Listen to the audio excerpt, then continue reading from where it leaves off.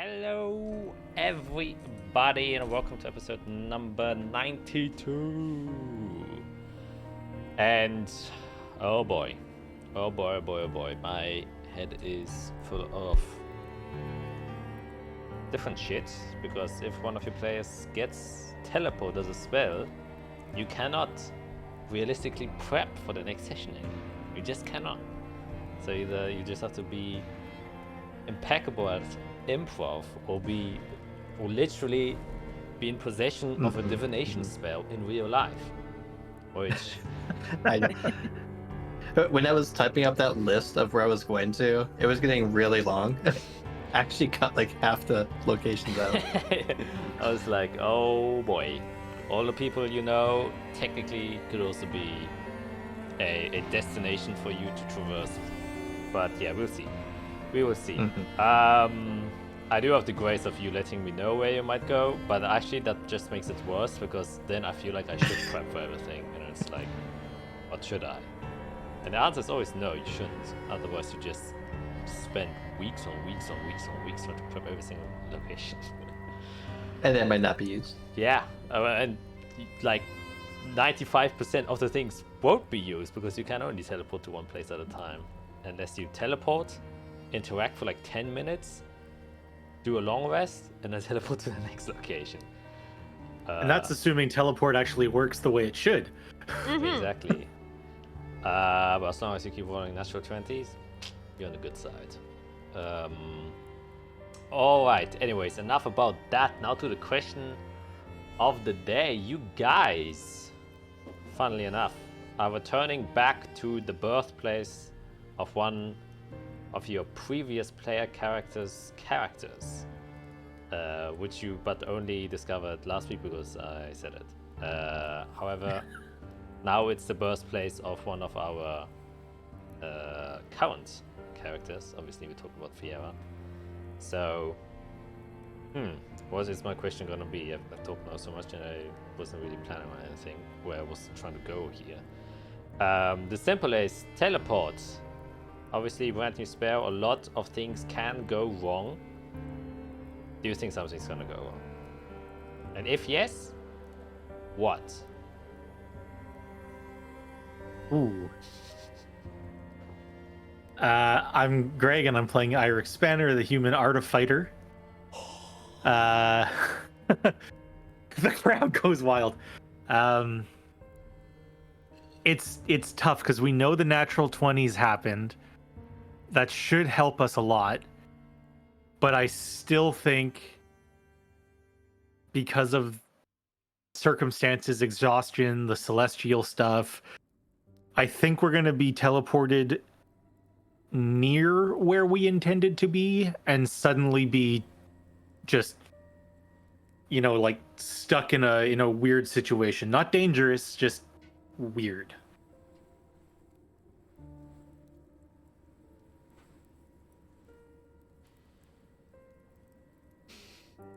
Yeah. I'm mad, like Fiera, the wizard with the new spell that she had to use right away. That's just how it goes. I guess I'm on the positive side. Obviously, this is a spell less book learned, more she thought of it over her 8-year time lapse. Yeah, no, I think it went fine. She's smart. She's learned. And she knows her home very well. So I think it'll be fine. Next time, though, we might end up either in the ground or in the middle of a battle or in a house that we didn't mean to go to. But for now, I think it's okay. Alright. Hi, I'm Skit, and I play Israel Leafina, the druid cleric. I think overall it's gonna go well, but I do feel like we're probably going to end up either appearing in some weird or unexpected spot, like Fiera was thinking, like in front of Mom's house, but for some reason the front of the house like changed or something, and we're just gonna pop up somewhere that doesn't really make like we're gonna be like or complete difference. There is going to be something in place that prevents people from just popping in and out the city, and we'll end up in the Lichnia's hands and having to explain ourselves why we tried to pop into the capital. So that's what I think. But I don't think that like we're going to be in trouble like per se. I just feel like it might not go exactly as we thought it would go.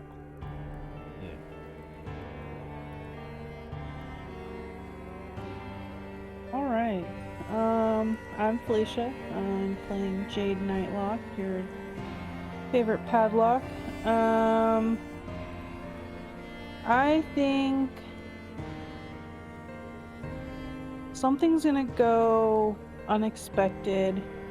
And we're gonna pop in on like the busy, like a middle of a busy market or something, and just people are gonna be like, "What the heck just happened?" We'll still be in the same like vicinity of where we're trying to go, but not exactly. Middle of busy market, probably get some weird startled looks. Yeah. And I am out of focus as per usual. Gods of heavens, teleport me a nice camera right now. Come on, you can do it. Okay, I guess I can't. Ah, I did. Alright, I just have to sit back and forth. Okay, we shall see. Teleport, obviously. Oh, brothers!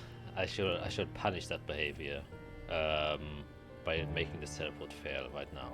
I will force Matt to roll a D100 to see whether or not it fails. Actually, for this session, just like the last one, it definitely has nothing to do with the fact that I didn't do a new intro, but we would have an intro. Definitely because I'm not crunching on time. That's not it. Yeah. No, that's not it. It has to be some mysterious other reason that is... We're building suspense. Yeah, we're building suspense. It's plot relevant, as the people say. It is plot relevant, and the reason why it's plot relevant is, Fiera, you can make a... what would that be? Yeah, an Arcana check. Oh, -6. That's kind of rough. Put that in real quick here. -6 for tired. Okay. So pretty good. Yeah.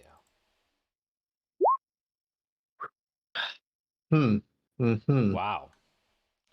I do have inspiration, so I can use that or not. Because I think I can roll better than 2. Do you think so? I think so. Yeah, can I use it for that? Yeah, of course. Definitely. Am I inspired? Okay, good. No, I can't. I can't roll better than 2. Wow. Okay. Wow. That is insane. Okay. Well. I mean, you can chrono shift if you want to. Oh, okay.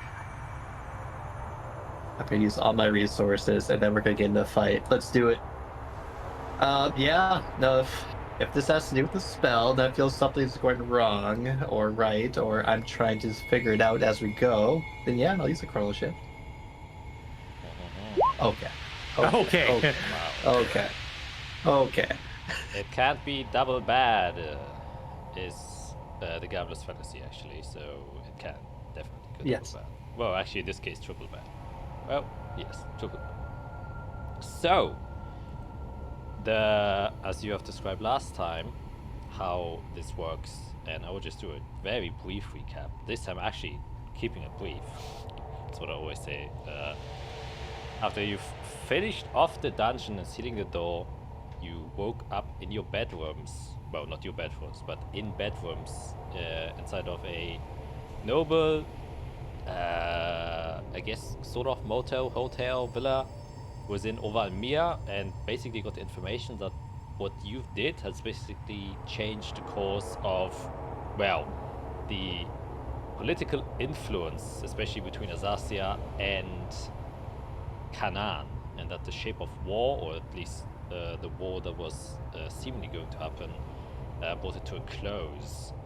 And, well, still very tired from the exhaustion that you have sustained from just enduring so much in the last couple of days. You would wake up after 5 days to find this information out from Godric, who would have informed you that you basically returned as heroes, since you basically saved a bunch of lives, as the deed that you have done has prevented the Holy Blood Legion to do whatever they were planning to do, and as such they could be stricken down by both the Holy Religios and Azathian forces, which inspired them to do a official peace treaty and or alliance agreement. And after this kind of transpired, Fiera, you thought it was a good idea, now that you have a bit of time on your hands, to visit your mother. And as such, after having gained some rest and your energy back, you kind of pulled together all of the energy that you've collected in your 5 days of sleep to cast a brand new spell, which you've been contemplating and mathematically calculating within your headspace, to create a connection between 2 points which could instantly transport you between one point and the other. So, what I want you to describe me now is, how does Fiera imagine, or like what kind of basically blueprint, arcane blueprint plan did she do inside of her head to kind of configure a magical construct that connects 2 points with the information you know? Oh, yeah. Yeah, that's a good question. Magic physics. Magic physics I learned from books about space people.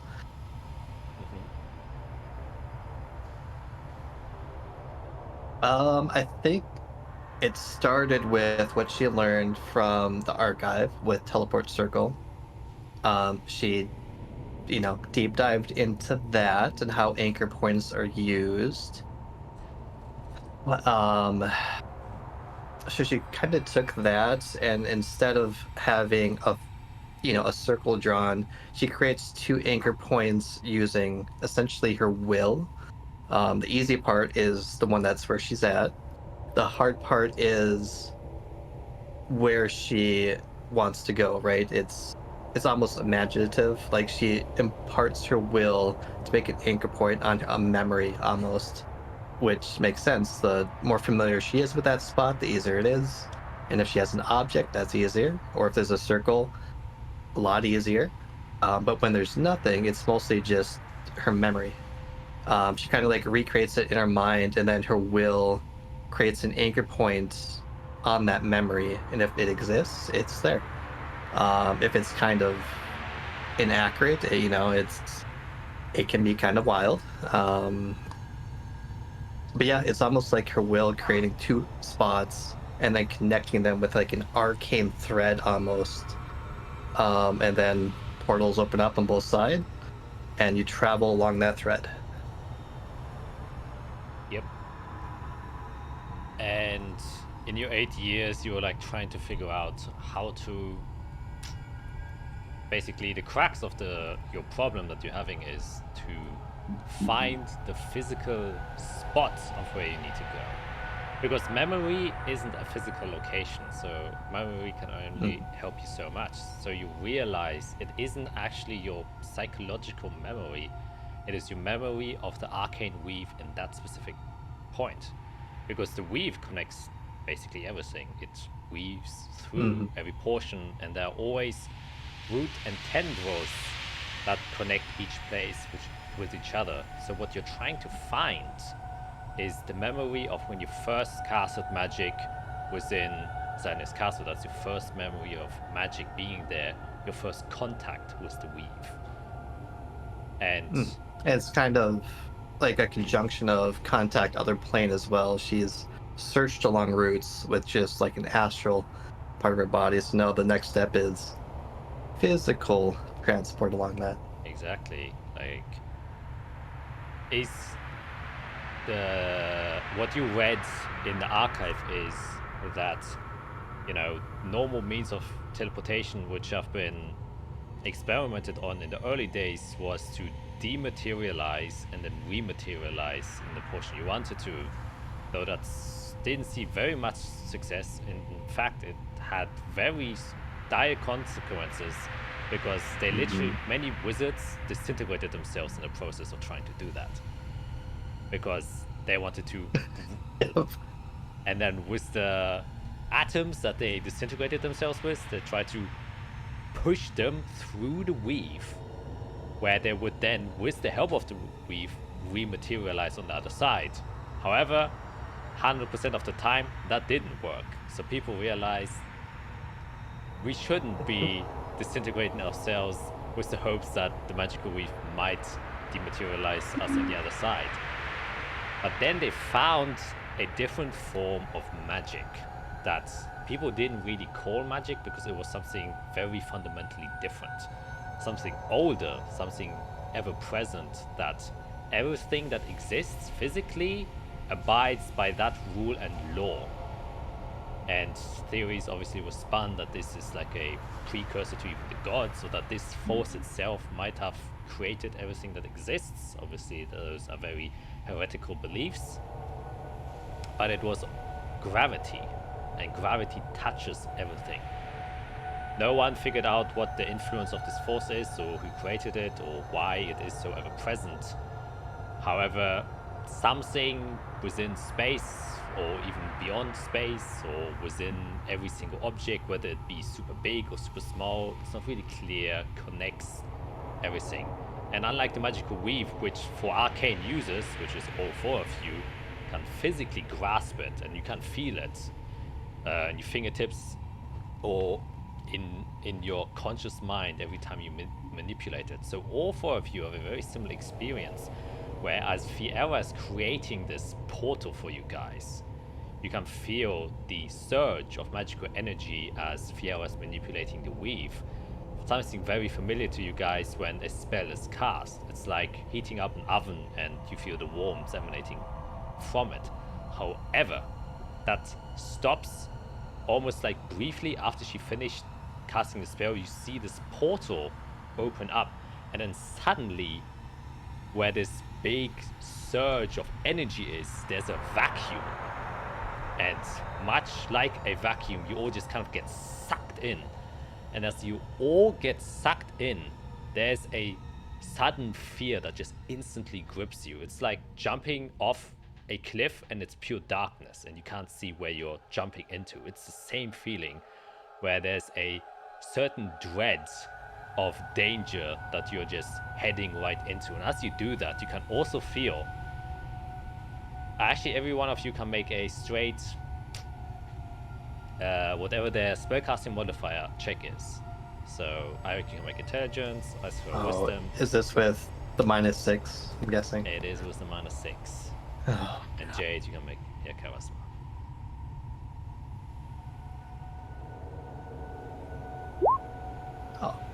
I guess okay. 14 then. Oh wow. What is mine? Maybe a 12 for me. Wisdom.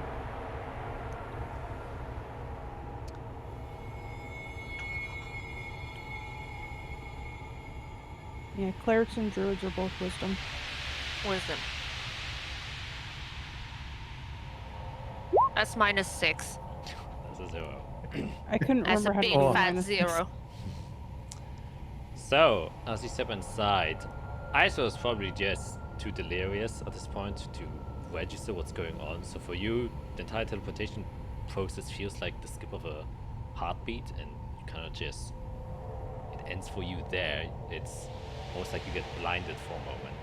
For the other ones, though tired and kind of a little bit delirious as well, you immediately feel how your consciousness is dissolving. You can feel that it's almost like you are opening up and becoming part of something bigger than yourself, as if every single fundamental part that you are made out of is being pulled apart. Fiera, you immediately get the sensation, holy shit, did you accidentally learn the way to disintegrate yourself? Because it kind of feels like that. But you kind of keep focused and you're aware this is a mental disintegration and not a physical one. And you get a very similar feeling every time. This feeling that you're having right now that is so potent, so strong that you become aware of, that your consciousness kind of fading away, is a very similar feeling when you die or when you encounter a very strong demon. And that is where you have this weird sensation, this fear perks up. And as this is happening, and this is something that only you, Fiera, sees with your pretty high arcana check, with a 17, you try to focus on, you're trying to understand what is happening right now. It's the first time you're casting this magic to truly see what is going on. And you have indeed successfully, and you know this, connected 2 points on this plane by creating an arcane gateway. However, the arcane gateway very, very temporarily leads you into basically a vacuum. And what you've heard in the spellbooks you've read, you are going for a brief moment into the void. And you just, in that way, skip physical space. So you're basically jumping, and the sliver where you have to jump through is the void itself. And that's how you collapse space and time together to travel instantaneously. And just this brief, literal milliseconds of contact with the void is having everything you hold dear to, everything you hold or believe to be true, just get separated from each other. Where you notice that this is a dangerous force that is very, very, hostile. Not consciously hostile, but just, like fire burns, the void takes away as you have this realization. That's how you know things can go terribly wrong if your connection with the other side is strong enough. Because the more unfamiliar you are, the longer you have to pass through the void. And that's how the potential exists to get spit out somewhere else. And as you do so, there's this, once again, this very sudden, strong feeling of dread and just this cold shudder that goes through your entire body before you jump out onto the other side, and in an instant you land on a normal, solid ground beneath you. You can hear the sound of a town outside of you. You can see 4 walls surrounding you. There's a almost blinding light, even though it's just normal sunlight, and a very well lit interior. So you notice big window panes on 2 sides of the wall. Most of them are stained with a light tint of a yellowish hue. You can see there's a very nice white and gray and yellow carpet that sits on the floor, and a very nice birch wood table that sits in the middle, chandeliers hanging from a very high 15-foot ceiling. And you seem to be in somebody's home, a home one of you will most definitely recognize. And you immediately hear footsteps, and you can see an older gentleman who's like wearing very fine white shirt and tight white pants, a belt around his waist. Piero, you would recognize this old fellow as obviously the housekeeper. Alfred is his name, and he kind of just stumbles inside of the room, just looks heavily confused.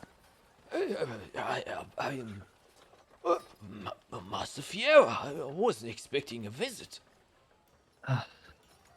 Alfred, it's been a while. Come here, and I'll actually get hit my microphone. He and then give him a nice hug. Yeah, he walks to you, and he's a taller fellow. He's has a light hunch to him. Okay. But he's like 2 meters high, even with his hunch. Relatively big hands, but is very cleanly kept. Has white hair, but has been balding a bit, but it's kind of swooped over to try and hide his bald spot. And he looks like obviously happy, confused, disoriented. Probably similar faces that you all have. And kind of also hugs you back. So I've heard all of the news from your mother. Good. Quite a while. I've been worried, sick every single day since you left our home. I'm so sorry. It's okay. Glad to be home in one piece. But please, these are my friends. Yes. Jade, Eirik, and Azrael. Apologies for the formalities. This is not how I usually greet guests, but usually guests ring the doorbell before they enter inside. I was in a hurry. I see. Well, you haven't been getting much sleep, have you? Your eyes look a little bit droopy. As to all of you, would you maybe like some lunch? You see, as if food might do you well. Or tea. Please. Yeah. Could you prepare some things? I guess tell me where Mom is. Of course. Shall I bring her here, or do you want me to take you to Just let me know which room she's in. Well, she's in the dining room. She's having her lunch at the moment. Oh, great. Everyone follow me, and I'll lead the way. Oh, all right. Yes, of course. I should prepare Thank the you. meals. By the way, you all just ate. You ate right before you teleported, just as a reminder. Probably still hungry. Yeah. You only ate soup. It's not that filling. So you're like, you know. The void takes a lot out of you. Yeah, true. Yeah. Actually, the void emptied your stomach. That was the negative effect. You're all kind of nauseous. You're like, ugh. But yeah, but Fiera, you can gladly describe what your house looks like. Oh God. I'm prepared. He is. I see. More like my parents' house, but yes. Let's see. I almost imagined it as. I don't know if you guys remember the movie The Patriot, with like Mel Gibson, famous movie. But like houses back then, where it's almost like. I don't know how to describe it. They're like fancy but old at the same time. They try to look good, but it's mostly just like wood. It's like a nice noble's house. Couple stories. And as we like travel through the halls, there's white, but there's also different colors of like yellow, bright, I don't know. It's a very bright house. Pictures along the walls. There isn't like statues or anything like that. It's humble. My parents aren't the type to like collect fancy things from their travels. But yeah, as we get on the hall and probably head to the room she's in. Inside where's she in? The dining room. Yeah. There would just be a massive table in there. For like at least 12 people. A chandelier. Again, not too fancy, but there's like nice candles on there. Walls have like paintings of different people that they've met. Some places they've traveled, that sort of thing. Everything's kind of mid-level. It's not too fancy, but it's also we do well for ourselves and keep clean and tidy. A nice carpet, but it's not fancy. It's just puts the room together. Yeah.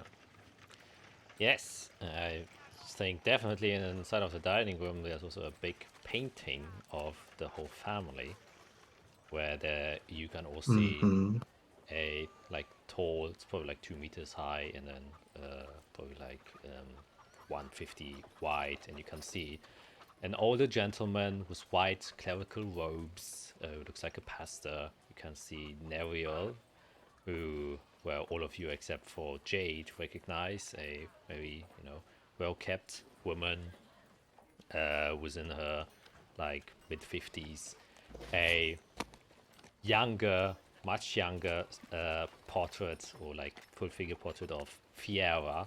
She seems like she's in her teens, maybe like 12 or something like that. She's carrying a book in the picture, of course, and her glasses. And then a somewhat taller, older young gentleman who you don't recognize, a rather, jock-looking fellow who has very nice hair, that's kind of like combed back, and you see a family of 4 that has been portrayed. And obviously sitting in front of it at the end of the table is Neriel, who has like a silver platter out with the foods. And as soon as you step inside, she obviously kind of looks up, expecting Alfred, but instead seeing you guys talk inside of here, immediately drops the cutlery and kind of just stands up and immediately runs towards you, Fiera, and just hugs you. Yeah, I meet her halfway. Big hug. It's like, oh dear, it's been too long. It's truly been too long. I couldn't agree more.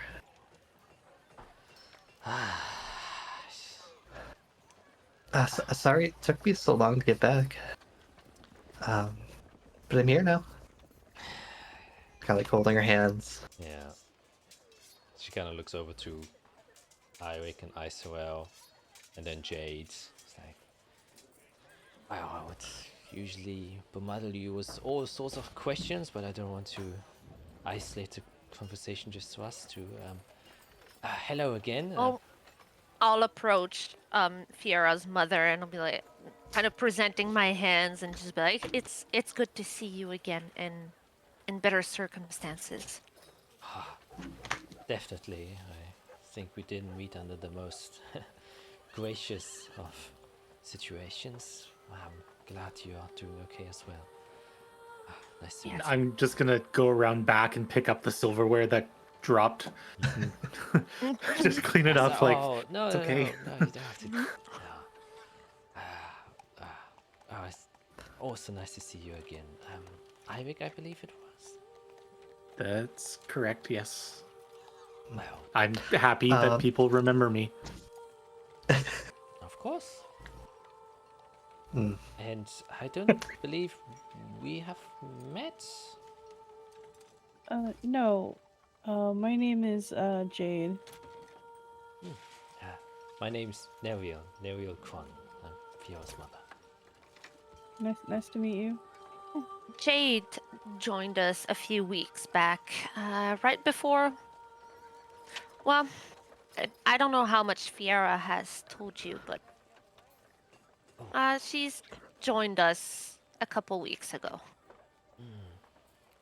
I see, because I have noticed. I think the last time I was informed, you were indeed a group of 4, but if Aria was her name, she was part of the meeting as well. Mm-hmm.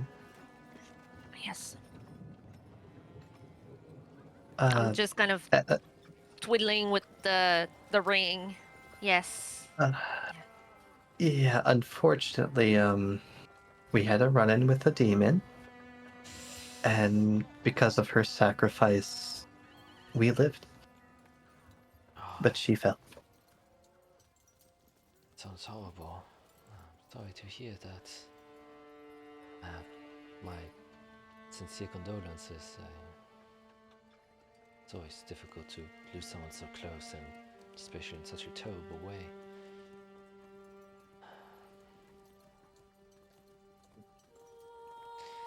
Now, the past can't be changed, but I am at least happy that you all made it here. And I also must give my utmost thanks. It seems like you have been keeping each other very safe. So, my gratitude to you, Isoel, Eirik, and I presume also Jade, for keeping my daughter safe. As I know, as a mother, she can sometimes, run a little bit wild.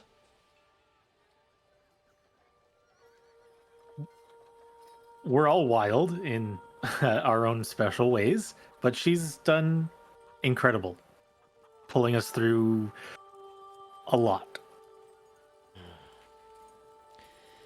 Yes, I must say, you all differently exude a different type of aura now, standing before you. We're still trying to figure out what that is and how to turn it off. Well, I heard influence oozes out of those who are capable. It seems this is happening to all of you in strange ways, but I don't know, it doesn't feel threatening. It's pleasant, to say That's the good. least. I remember still in that enclosed space, the tension was so high and everyone seemed so timid. But looking at you now, you definitely don't seem like the same people I met back then. I'll be happy to report Eirik is still Eirik. Mostly. I don't know.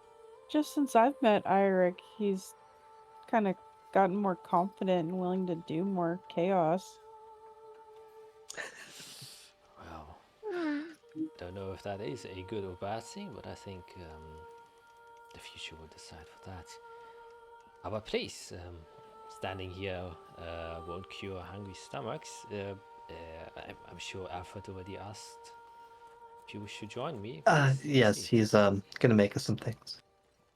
Very nice. But I am eager to hear what you've been through. The bits and pieces you have told me over the time. Well, Oh, terrifying, also exciting. It sounded like, you know. yeah, we can talk. Unfortunately, my memory is kind of fuzzy after an event, but I think the others can probably fill in. And I'd love to hear what's happening here. I heard that the attack has ended and they've kind of gone to the Helios Gate. I guess I'll like walk her to her seat and sit next to her. Yeah, she sits down. As you like mention what's been going on here, she gets like a, you know, typical look of a little bit stress. Seems like a lot has been happening. She's like, oh dear, yes. Well, I, you know, try to, for now, for the brief moment, distract myself from the problems we are facing here. But of course, I shall indulge you in the happenings of, I should say, the Cananian side. Castle Zarnias definitely isn't a unique case where things are changing, and even in Canaan, a lot is going on right now. Yeah, there's been a lot of changes I've heard and seen just from Azathia. It seems like things are shifting everywhere. Inevitably so. But, please, I wish love to hear the stories you have to offer. Sure. I guess I kind of looked. Eirik and Israel. Like I'm searching for something, but I'm kind of having trouble finding it. Can one of you two, I guess, go through what we went through in Sunanir? It's a bit fuzzy for me. Well, after the meeting, we were supposed to figure out where that chrysalis went. And one thing leading to the other, we ended up in the arena at the underground when Calyx was brought out. We witnessed that firsthand. We got marked by the curse, which sent us on this weird side quest to figure out what what that was. Which brought us to meet Master Zephagus, who I probably sure you know is a very old and respected person in Azathia. He possesses the archives where all of the Azathian knowledge is stored. And we actually met him, and he has helped us, gain more knowledge and get to know ourselves a little bit better. And himself and Godric from Lichnius in Ovalmir asked us if we could help with the Calyx issue, which brought us to.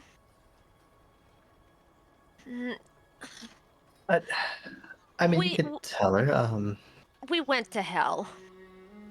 We went to hell to gather an artifact that was going to help us get rid of Calyx, which your daughter actually rose to the occasion and physically helped us through atonement, and because of her, we were successful.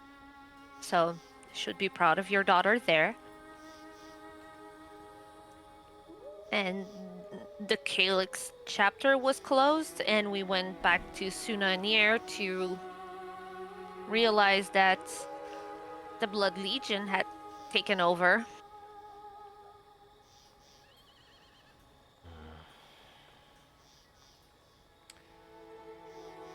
I am torn between being impressed, proud, and angry as a mother for going to such places. But seeing what you have accomplished definitely overrides the disappointment as a mother for having you, well, become so reckless in nature. Well, here's the thing, right? It didn't stop there. Oh, That's about half the story. Yeah, we're only halfway through the whole story. After we were able to escape Sunanir by the skin of our teeth, yeah, really, really lucky break there. Once again, got summoned by Zephagus and Godric, and they needed help with a new problem, which sent us to Undorn to uncover some weird things. And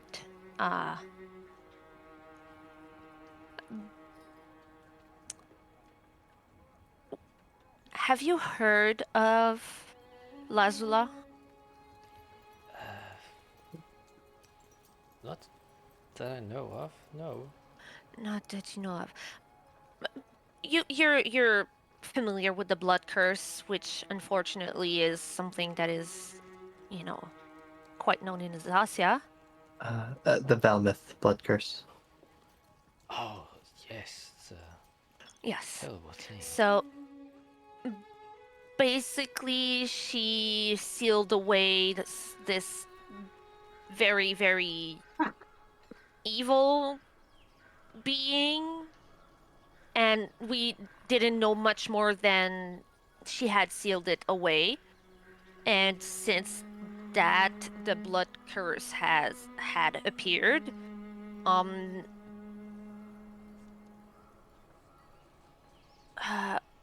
Historians are under the impression that Xerxes Kivit was the creator of the curse.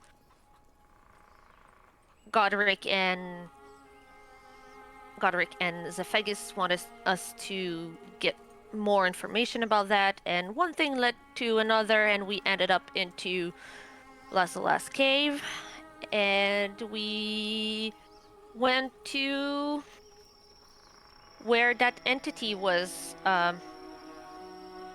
being held, and we had to make a choice to either liberate it or seal it away. I mean, you must have sealed it away. We did. We did. Oh, We Yes. did. We did. It did come with some negatives, but I think in the end we made the right decision.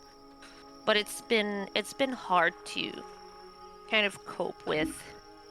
And your daughter went through her own journey in that cave. I think it's her side to say, but yeah. Yeah, essentially, through these travels, that I'm now remembering a bit more, I've actually had a lot of contact with different deities. I guess I don't know how much you've learned, but I've learned that there's at least 4 creators, not just one. oh, that's definitely news to me. I mean, that sounds like, well, what the Holy Religions classically deems as heresy. I'm well aware, but there was proof, physical proof, and we've talked to different entities that have confirmed it, and I've talked to members of the Pantheon. The last one we talked to was essentially an angel. But when we were going to seal this creature away, I did undergo a trial. I asked for a trial, and it took me about, it's really kind of hard to say, but at least a few years to complete. Few years? Oh, you're gone for a couple of weeks. To Eirik and myself, she was gone 10 minutes. At most. But for That- me, Gracious. so that much time cave. passed. That cave operates on a different level of magic and arcane and all of these things that we don't understand. It was specially designed to make sure that only the right people would get to the end. Hmm. And if we were able to go back and do everything the exact same way, I feel like the result would be wildly different. Yes. That's, Yeah, we're essentially tested by the gods. oh, I've heard of such stories. I mean, your brother underwent his own trials to become a faith-bound paladin of the Crusader Legions. Mhm. Sounds like a, well, similar yet more extreme process, a little bit less controlled, I would say. But it's well, something to think about. I don't think the world's ready to know all the truths, but I do think it's important that I keep learning some of them. I have to say that I went out wanting the world to know the truth, and the more I uncover and the more I learn, the more I understand why a lot of these truths are kept secret.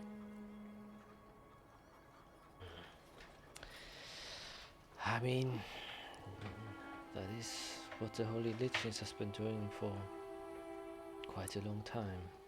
Hmm. Um, Yeah, and You must remember how standoffish and closed up I was about sharing space with Lichness members back in Sunanir at that first meeting. That opinion has vastly changed, and I've learned to appreciate some of the things the Lichness has been, and I can definitely see that it's not all black and white, and that there are gray areas that are necessary. Yes, it's a picture. My husband, my dearly beloved, who's unfortunately passed away. Well, he tried to paint this picture for people to make them understand well what the Holy Religions was trying to achieve. Some people understood it, but some people didn't. The effort to have a goal as big as connecting and uniting all people will inevitably meet some friction at some point. And, well, he eventually did. I myself am a rather big supporter of the ways of the Holy Religions. I haven't stumbled upon many of the seemingly dark truths myself, but my husband Marx used to occasionally tell me about a couple of things he heard on the more larger political meetings he was part of, and though many things stayed confidential, the things that exist in our world, small things that could change the course of history and past, future and present. It's unbelievable what things exist. Most people aren't even aware of those things.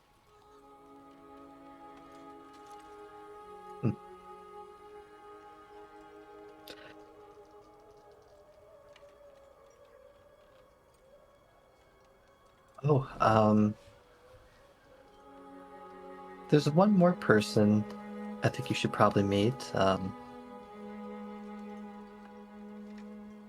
Well, he can probably speak for himself, and all this stab a finger. Where do you put it? On the table? Hey! Yeah, just right in front of her. Not on the food. Obviously.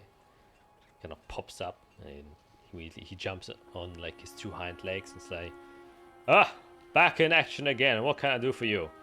I can see the threat right in front of my eyes. It's this old woman, isn't it? Oh, if you touch a hair on her body, Glamour. Oh, excuse me. This precious old... Ah, jeez. This is my mother. grandmother. Okay, nice to meet you. My name is Glamour. And she's like, oh, well, aren't you a precious one? Is this your new pet? And she kind of like goes with the hands like this, and he's like, all right, okay. And he kind of just leans his head over, and she pats him. And he's like, It's a long story, but he's someone who fell off the path of good, was punished, and I'm giving him a second chance. yes, a second chance. A second chance for you too, old lady. I can reamp you.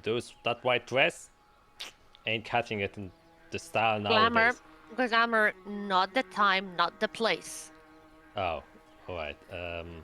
Excuse me, milady.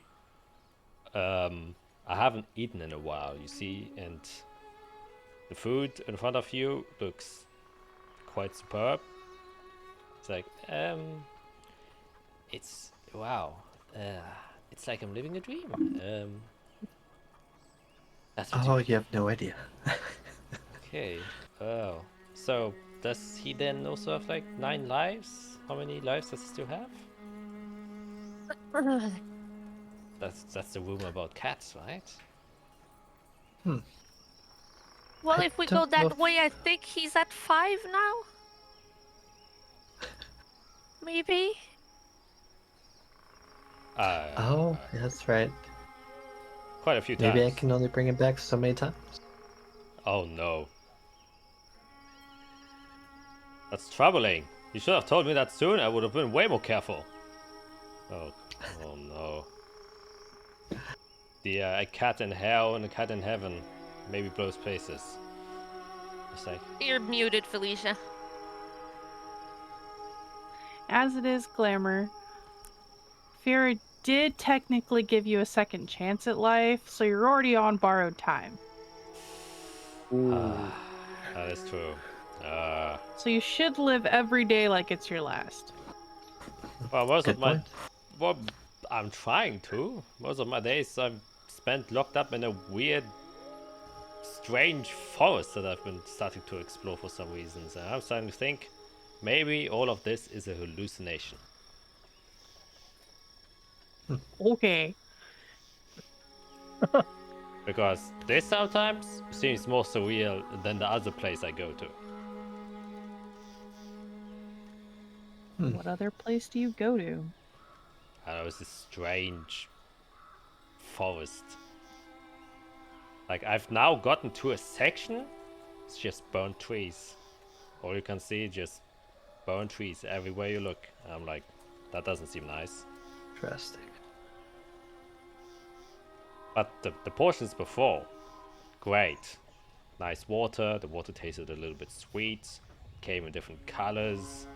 There was some strange flying modes of light. Are you sure that's not a dream? That's what I'm saying. If that sounds normal, then whatever's going on here is more strange.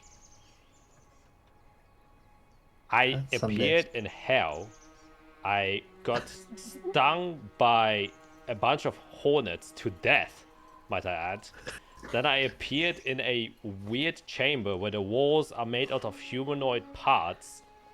And then I just get incinerated by a large dragon head. So I think the other place might be heaven. And whatever here is, it's definitely purgatory. The only reason why the other place isn't as good as here, and it's truly the only reason, is because there's no fabric, there's no clothes. I have not Good point. seen a glamorous... Well, actually, I take that back. There was one rather large spider that was wearing a jumper for some reason. I do not know why. What? But yes, I didn't wish I didn't have the guts to talk with it. I was like, you know what? I'm definitely the prey, and that's the predator. I shall stay away from it. What does that look like?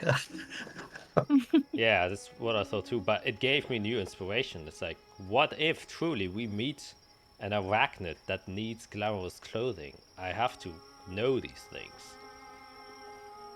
And Do you though? I mean, that's a market space that is yet untapped.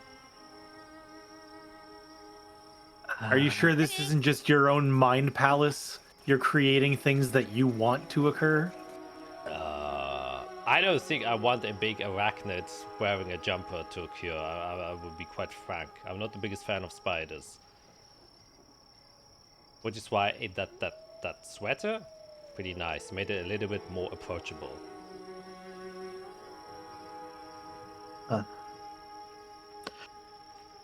Well, we'll think on that. Why don't you enjoy some of this? And yet, there we go. It's like, yes, gladly. If you feel the need to eat, I've had plenty. At that time, you also hear the door open.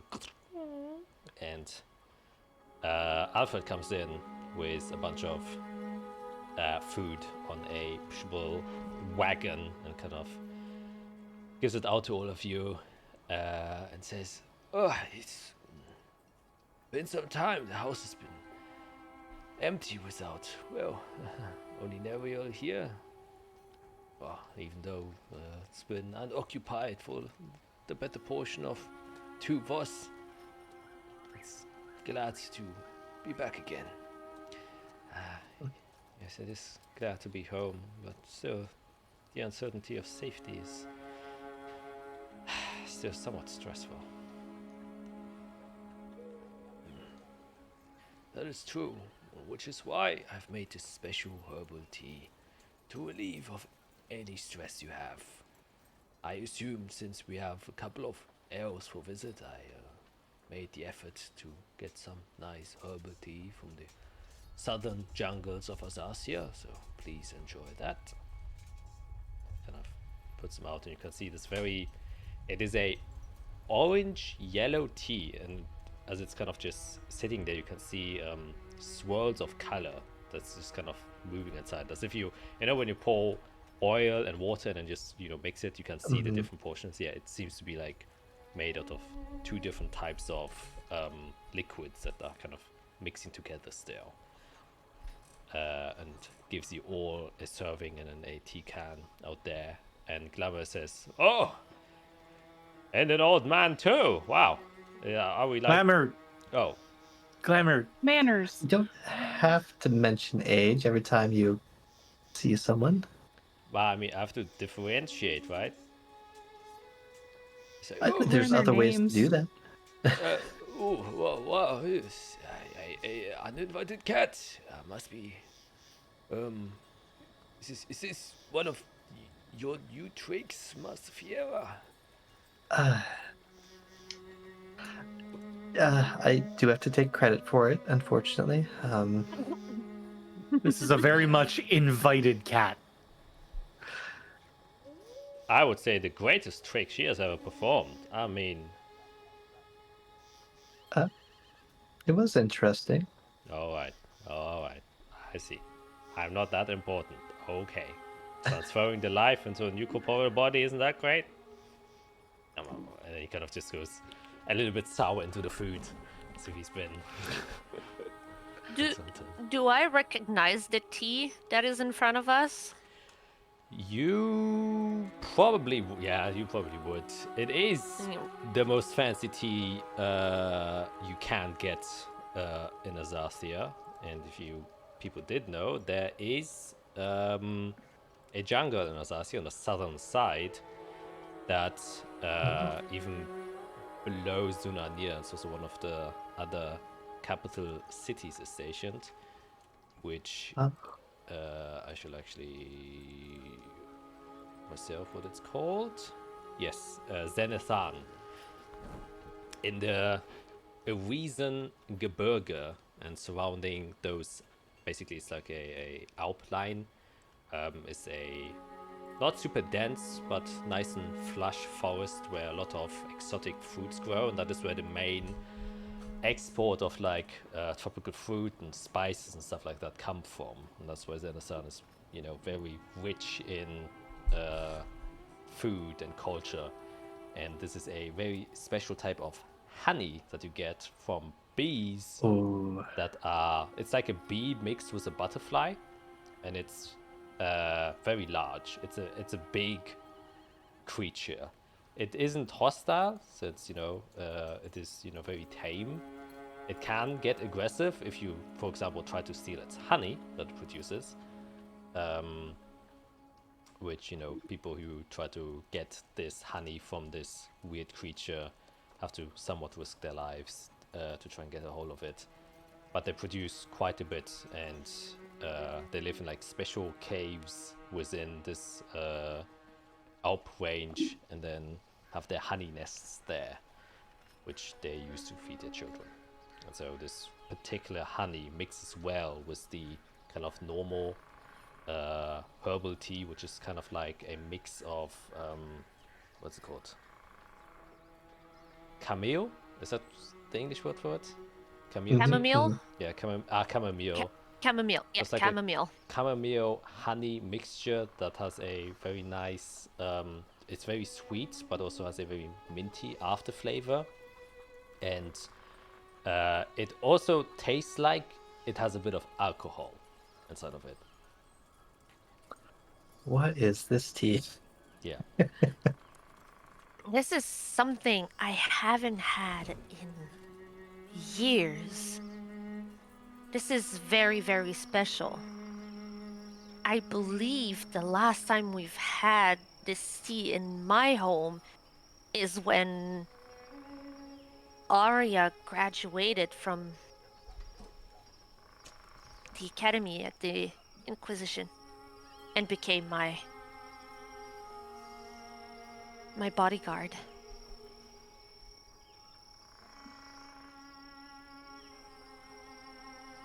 Well, it looks delicious. Yeah, give it a stir and try it out. Yeah. You drink it, and it's a punch of the different flavors I've just described that kind of tingle in a very soothing and soft way. And the tiny bit of alcohol that you feel is probably the part where he talks about relaxing yourself. It kind of soothes you in a way. It's not, doesn't feel like strong alcohol that makes you woozy or just knackered. It is just a very pleasant, when you have like a beer after work kind of thing is how it feels like. Mm-hmm. As you drink it, it is very warming. Though it is a warm tea, the freshness of the mint kind of kicks in, gives this very nice balance. And as soon as you drink it, you're back in Azathia for a brief moment. It's like, yeah, nature. Mm-hmm. This tastes I'm like home. nature. Yeah. I'm home. And Alfred kind of just excuses himself again, but he stays in the room, just stands by the corner and kind of leaves you to your conversations, at least. And yeah. That's nice. So tell me, what's the state of the castle right now? Well, the castle is okay. Probably haven't heard not much news has actually, has been spread outside of Canaan. But, the city itself didn't suffer much physical damage from the siege itself. However, it is a little bit unknown what the purpose of these people were. Well, the main things that happened were that a couple of people, high-standing people, have been kidnapped. Well, they disappeared during the siege, and we're assuming they managed to infiltrate. And well, the reason why all of this happened is that there was a night of assassinations that occurred where the Areolas, the seers, responsible for, making sure that no trouble brews inside of our walls, were killed during that night. And it's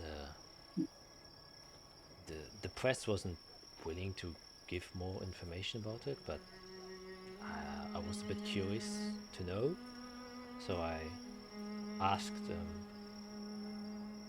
Saint Thomas Aquinas, and he told me that it was a group of Dragonborn that apparently did it. And they managed.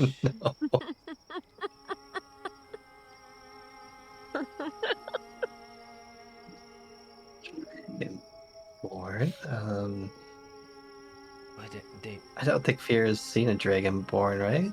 none of you, like as far as No, all of you nope. are concerned, Dragonborn Nope. should be It's extinct. just a legend. Yeah. It's a Yeah, legend yeah. in my head. It's like, I'm what? sure they aren't purple or anything. No, Or black. no. And the reason why they even found out is because they managed to capture one. However, they successfully killed themselves before they could get any answers out of them. Wow. Yes, all of them killed themselves. It was one Oh. dragonborn, one half elf, one human and no. And one wood elf. Yes, I think we're 4 people.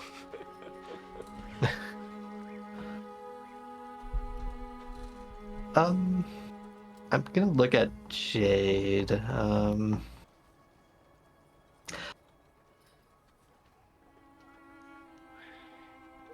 Say, Jade, do you mind maybe going with Azathia just around the property? Sure. Is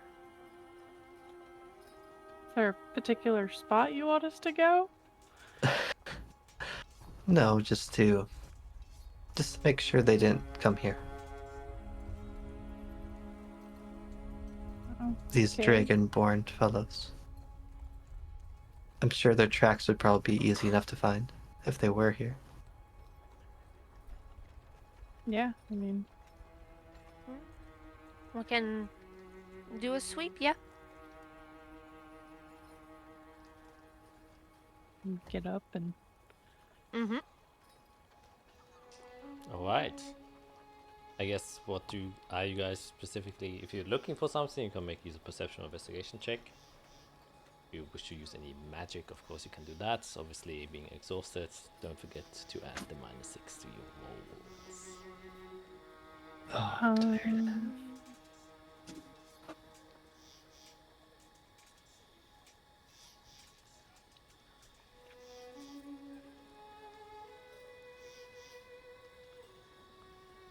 I'm gonna use my free use once we're outside of my summon or find steed. I'm gonna do my mastiff this time. Oh, so you Oh. okay? Exiting the premises. So, Yeah. all right. So you wanna summon a big shadow dog inside. Yep. Alrighty. It's gonna help me look around, okay? Okay. I guess we're Yeah, Yeah. I'll poof my owl as well Okay. Then as you kind of with my 1 free use by day. So my fine steed is. All right. So I can take you onto the map of Zalnia's castle. So that does exist. Oh, I want to look. I want to look. new map, new map, new map. It is, of course, one of the capital cities, so obviously map exists. It is a rather large city. That is bigger than I was imagining. Oh, I knew what it was this big. Yeah, it is big. I mean, the castle itself obviously is only in the middle. You can kind of see it here. Yeah. So this is the castle portion. But there's a city around it, yeah. Yeah, and Fiora, you obviously live in this area. This district is for nobles and high-standing merchants and all that stuff. These are slums area. This is a very prominent church. It's also slums area, and the west is like, common housing and stuff.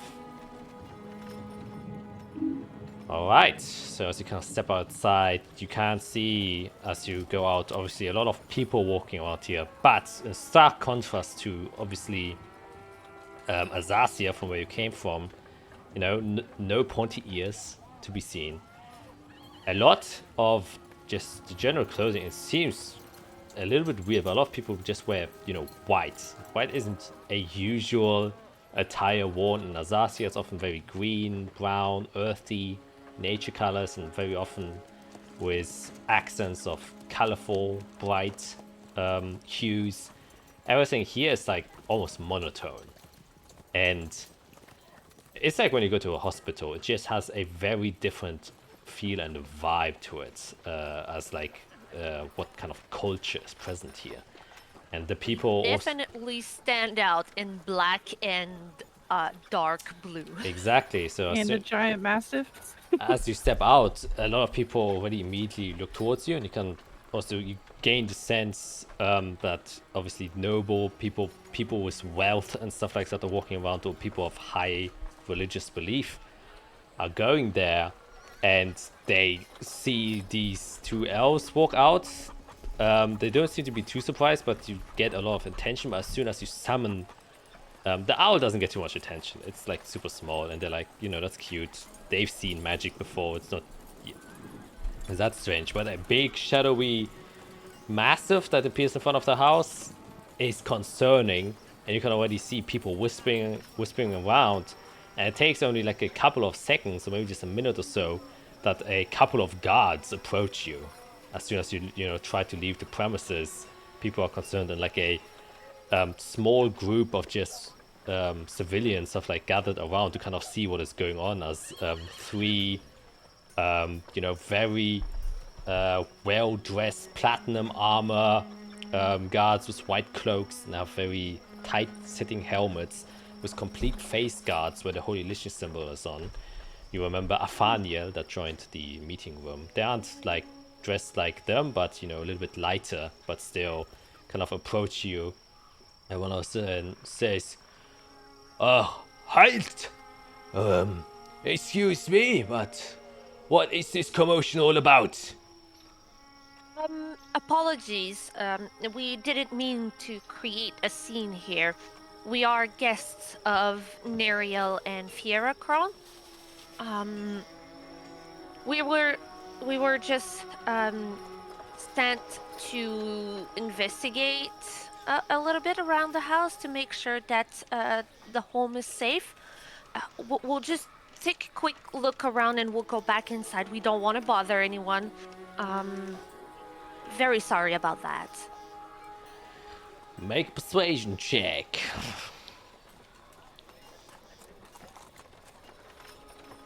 Oh, the 9 is 6. Ooh. Wow, 22. You have plus 10? I get a plus I do too. 10. I do too. Yes. He's like, Thanks to my dragon bone.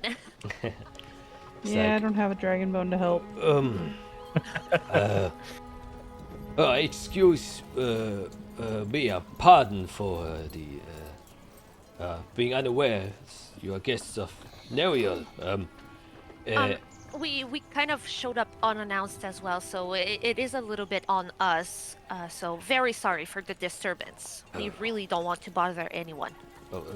Very well, but I still must bid thee and ask with utmost politeness that the shadowy creature that you have summoned has been causing a mild panic in the neighborhood, and people wish not to see such a creature within the vicinity of their home. So I politely ask to maybe have it be gone for now, and whatever it is you're searching for, my men will gladly take care of whatever it is.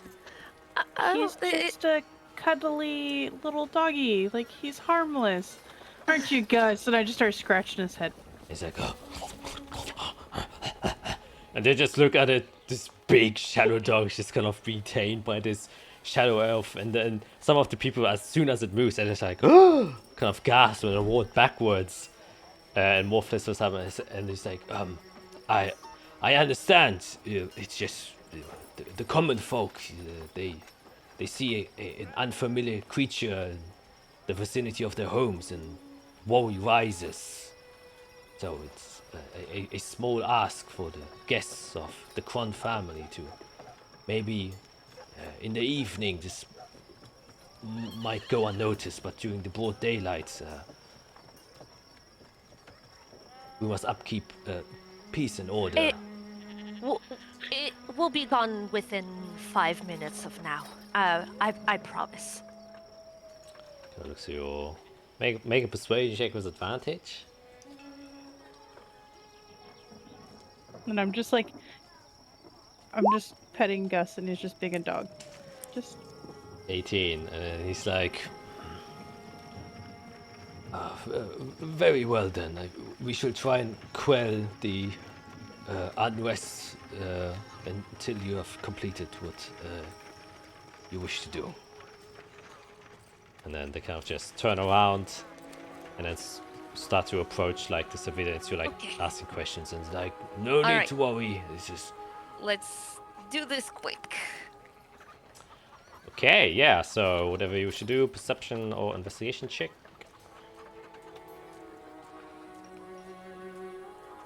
because I have my dog, can I do it with advantage? Sure. That was the goal for my owl as well, because I'm terrible at both. Oh, that was terrible. Yep, me too. Wow. Because mine is 6. Mine is 6 as well. Yeah.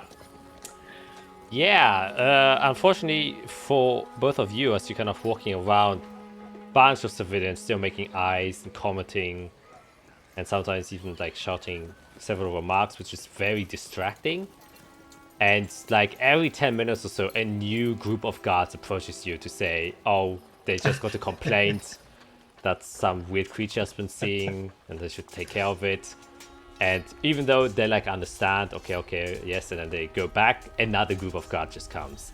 And it just seems like the one thing you do get from here is the surrounding area, at least in comparison to, Azathia City, is super heavily guarded. It might have something to do with the fact that the city was just in siege, or that they're preparing something with the military, but really every 5 minutes or so you get approached by a guard. And so you're having difficulties just doing your job after, you've checked the entire house, you don't see any obvious signs of attempts of infiltration or hidden traps or stuff like that. The house itself seems to be in a okay state. Yep, I'll all right then, and I'll just poof my owl back into outerness, and I'll be like, let's go back inside before we create more trouble. Goodbye, Gus. And then he just disappears. Just kind of steps back into your shadow and disappears. So while they're doing that, I would say that take a couple of times, since they have to like re-explain the situation 5 times to 5 separate guards. Fiera and Arik, anything you would be doing? It's like reassuring my mom, like, I trust them. They have good eyes and ears, and they're pretty respectable to nobles. Azrael knows, how things go. I understand. I guess, are shops open? Honestly, I could use a shopping trip while we're here. I don't know if you need anything, Eirik. Oof. I haven't spent a lot of time thinking about stuff like that. We haven't really... We've been go for the last little while. It's been tough to think about what we really need. Mm-hmm. Well, it's probably going to be a little bit difficult to find much. Stores have just started to reopen again. Most of them are obviously a bit occupied with rebuilding and remanaging their own stores and everything that has occurred. Imports and exports have been halted since the siege, so right. people are very much behind on supplies, and most of it is being either donated or being funded towards the city in the endeavor to, give people back their homes and just make it so everyone can return to their normal lives. Yeah, I'd rather leave what supplies are here for people who are Who need going to be staying here. Yes. Right.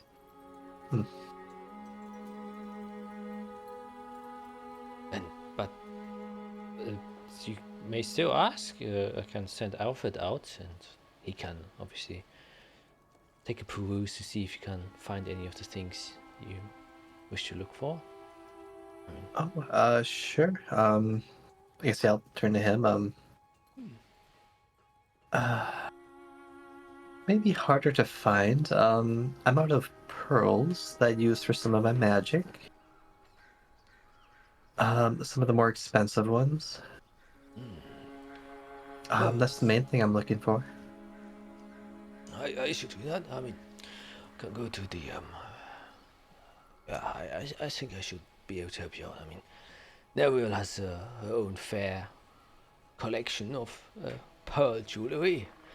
I can probably take a visit to the same stores. And Neville says, I mean, if it's pearls you need, I can probably give you some of mine. I should have a few. Well, they get used up when I use them. That's fine. If it helps you in any way, I would gladly give any jewelry in exchange for my daughter's safety.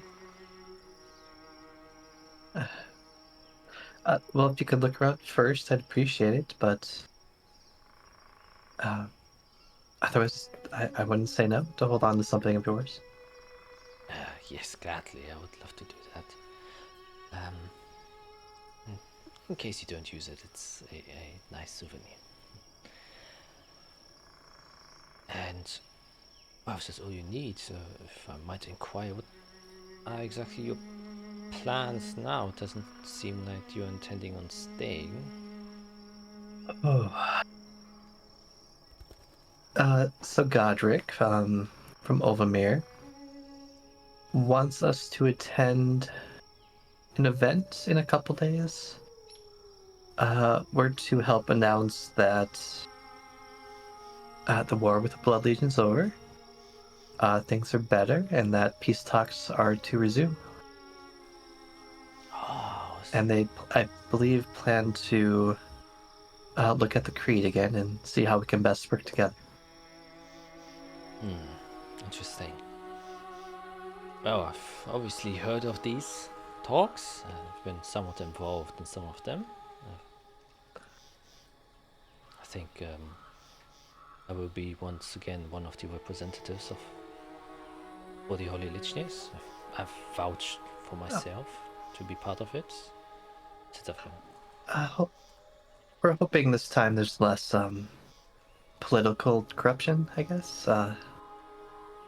It was pretty obvious there was quite a bit in the last meeting. Yes, I've heard from sources that it was, well, callous at their hands and Partially. Well, and of course from our side, which, well, I think it's inevitable. I think now's the best time if you're going to attend this talk and you're having, I guess, a speech is what I've heard. Speech is going to happen. I'm hoping Izarel can handle that. Very well. She does seem like someone well versed with words, so I think be in good hands.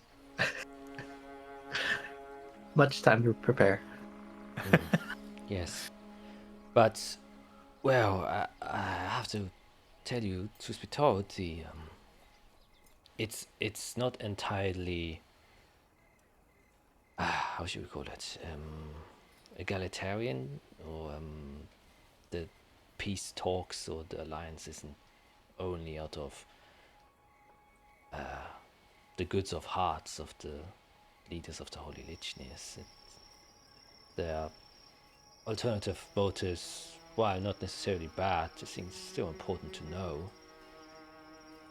And, well, that is because since the Holy Blood Legion happened, it has caused a widespread of distrust to develop with, well, obviously the people who live within Canaan. Alfredrich Septimus was a member of the Eximius Holy Council, and he turned out to be, well, the main perpetrator of this happening.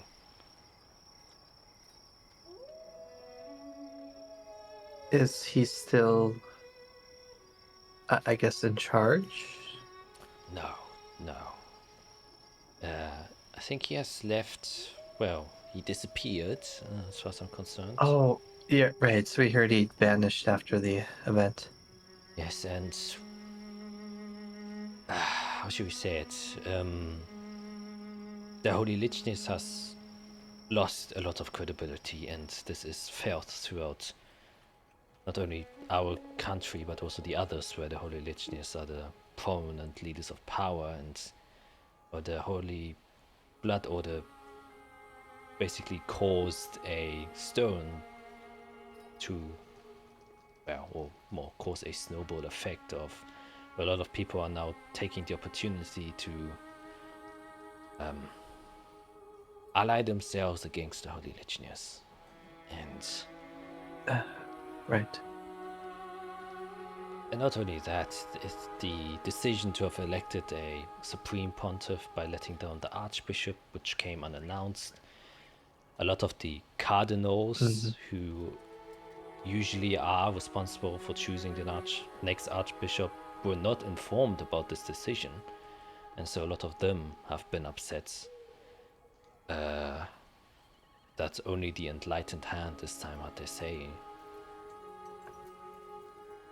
with this. And, well, what I'm trying to say is the powers that used to unanimously and in unity rule the Holy Religions has vaguely split into 3 parts.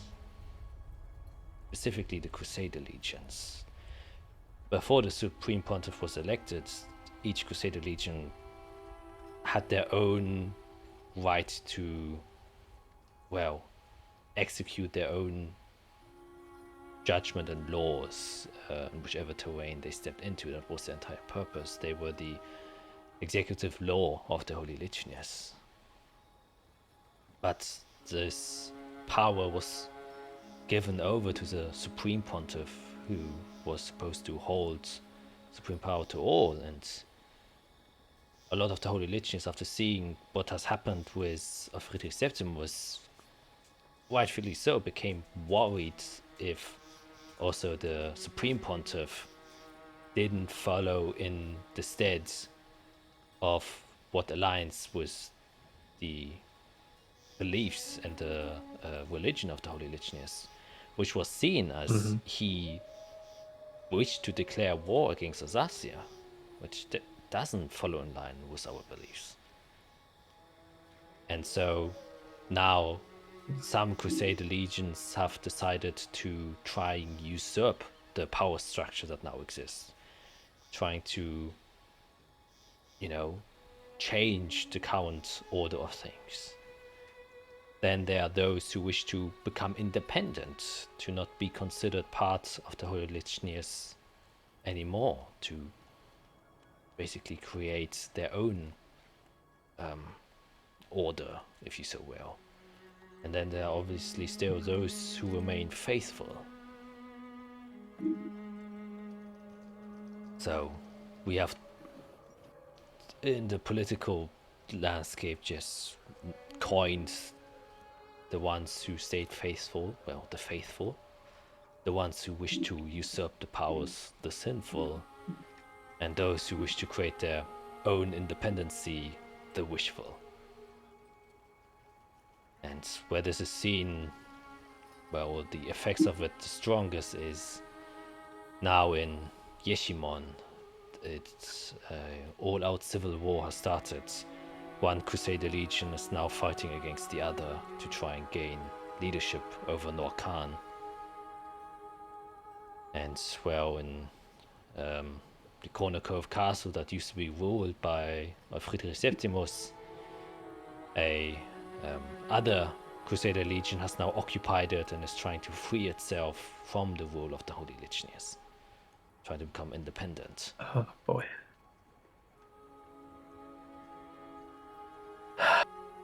So we're fighting against ourselves all over the place.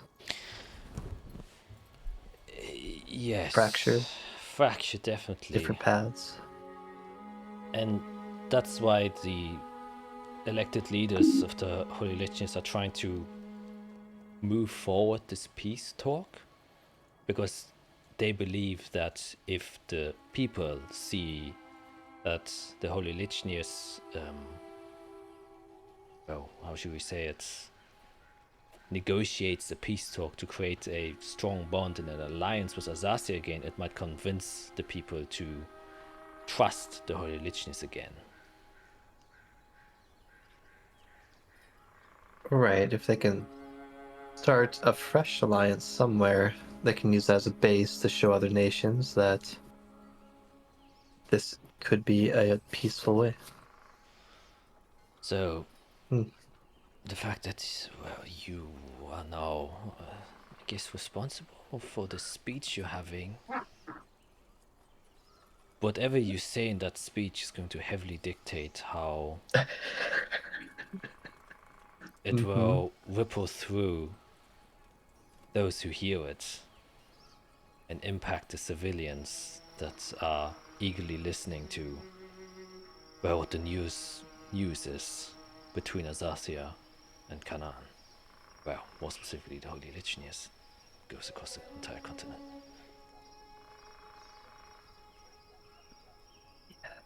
The world's watching. And not only that, I think we've kind of confirmed that the gods are watching as well. Perhaps they are.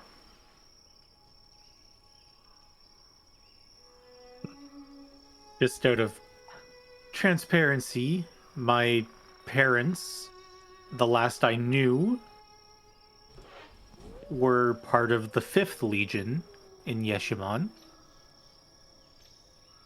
I don't know if you know which side that legion specifically has fallen to. Let me remember. I can quickly look this up.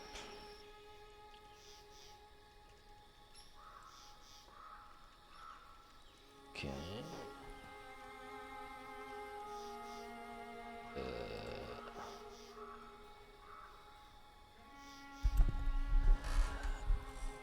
They are the ones. Well, it's difficult to guess who of them is trying to, well, follow in line of the Holy Religions. It seems like they have some internal conflict.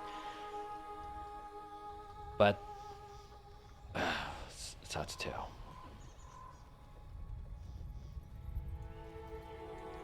Yeah, that's kind of tracks with the interactions I've had lately.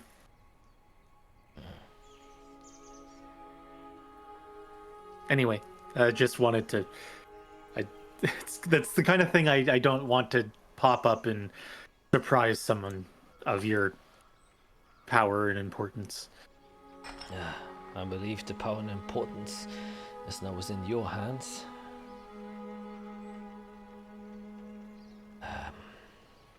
I might. Well, I haven't checked the papers yet. Maybe there's more news about it. I think, as far as I'm concerned, I think both Crusader Legions have kind of jumped off the path. So one of them, well, is either a sinful legion or a wishful legion. Right.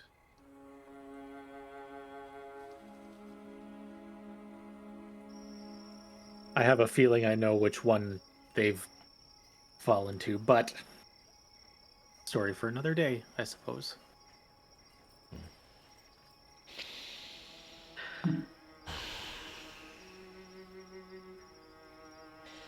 Yes, it is a tumultuous time of chaos we live in right now. But we have been given an opportunity to usher in a bit of order again.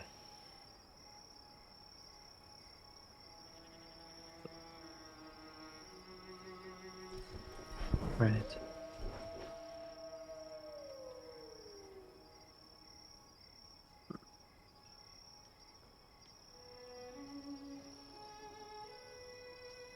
Well, I guess I don't think we'll be here long. We may head back tomorrow, but you're welcome to come with us. Oh, I wish I could, but I still have a lot of things to prepare on my end for the meeting we're going to have. Right. I was gonna ask, do you think I could get access to the circle we have here? I've learned how to use them in Azathia. Presumably, I can try to ask. It would be a lot easier for travel. Safer. I can send word out to Saint Aquinas, and he might be able to give you access to that. That'd be great. All right. Well, Alfred, if you could just prepare a letter for me. Yes, of course. And just bows and walks out.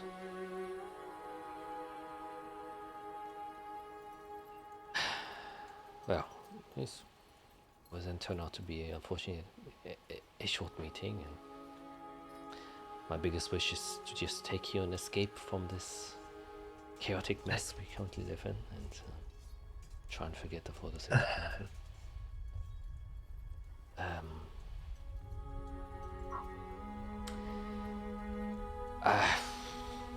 it's just,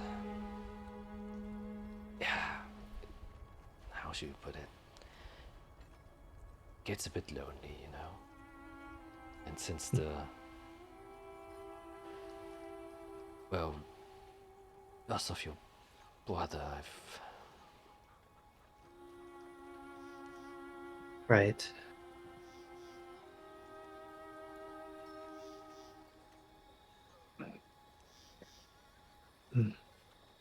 It's been tough to cope with. I think if I really wanted to, I could probably figure out what happened. I could probably even find where he lays. But I don't know.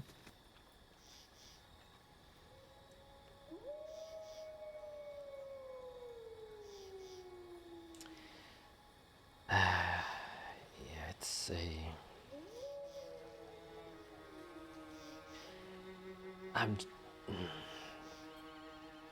it's hard not to see a pattern. Marx went out and died. Marcus went out,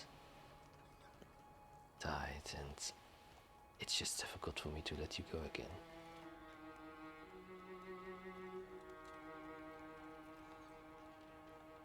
I feel the same.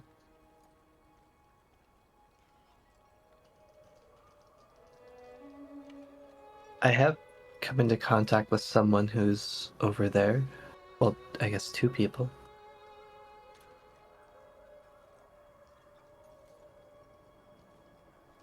There's something strange happening there. It's like they're being used. Maybe one day when we're done fixing things in Azathia, we can try to help Tellus, but it's still a mystery. Yes, Tellus. Just saying the name leaves a bad taste in my mouth.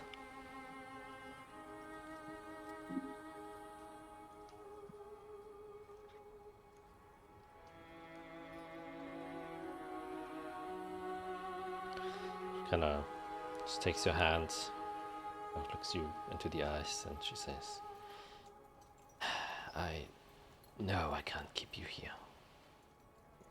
So, as a mother, I only have truly one wish. Please be safe.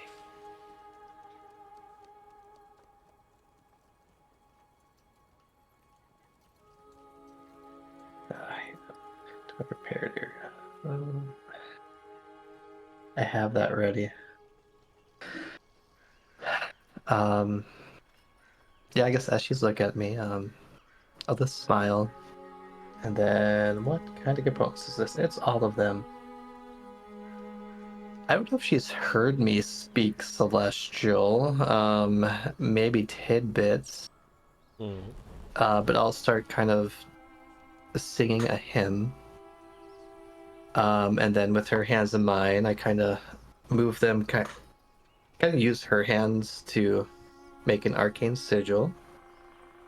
And as the spell finishes, she sees her daughter's hair go, white stripes like highlights.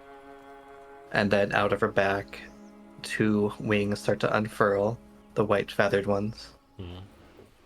And they're like the aura Fia already has kind of glows just a little bit more. See like a tear come from a high.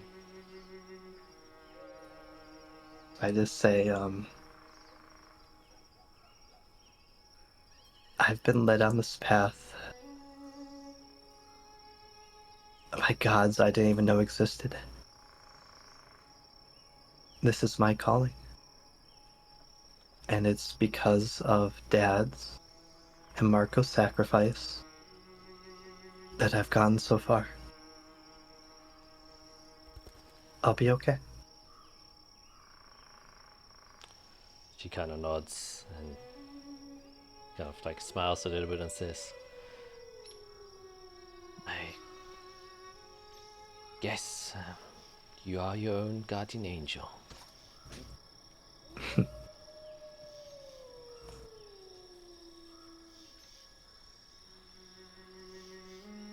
As the wings flap, I'll just end the spell early and let them come back in. Dissipates with some radiant light and flashes. Kind of gets herself back together again. Is, somewhat calmed and relieved, but still has the worried look of her mother on her face, and she says, well, I should go ahead and prepare that letter for you now. Try and help you in any way I can. Sounds good. Are you okay with everybody staying the night? Of course. We are tired. I can see that. Yes, make use of all the guest rooms we have here. There's plenty of space. And if there's anything you need, you can either ask Alfred or myself. Thanks. Give her another hug. Yeah, hugs you tightly back, takes a deep breath in,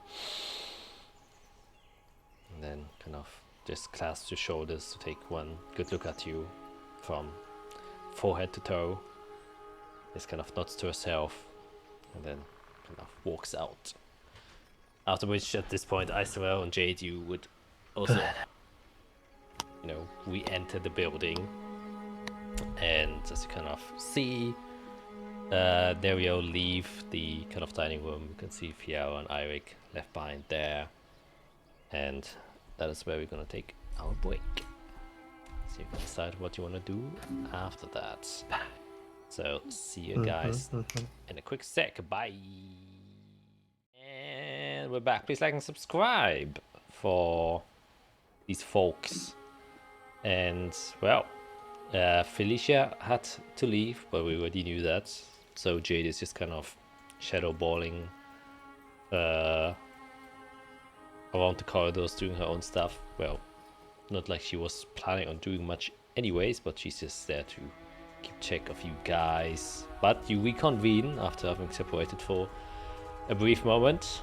So what is your guys' plan? Basically, now like out of character talking, it's downtime, it's legit downtime. So in the next 4 days, you got 4 days free time. You can tell me what you would like to do, and then we can play that out. Otherwise it will literally take 6 months for these 4 days to play out. Maybe we want that. That's true. Yeah, maybe I do want a couple weeks to brainstorm. I mean, if you think about it, the last 24 hours you played through was like 7 sessions long. So Yes. We went hour by hour. Mm-hmm. Oh boy, I didn't make a new list. I probably should have. Oh boy.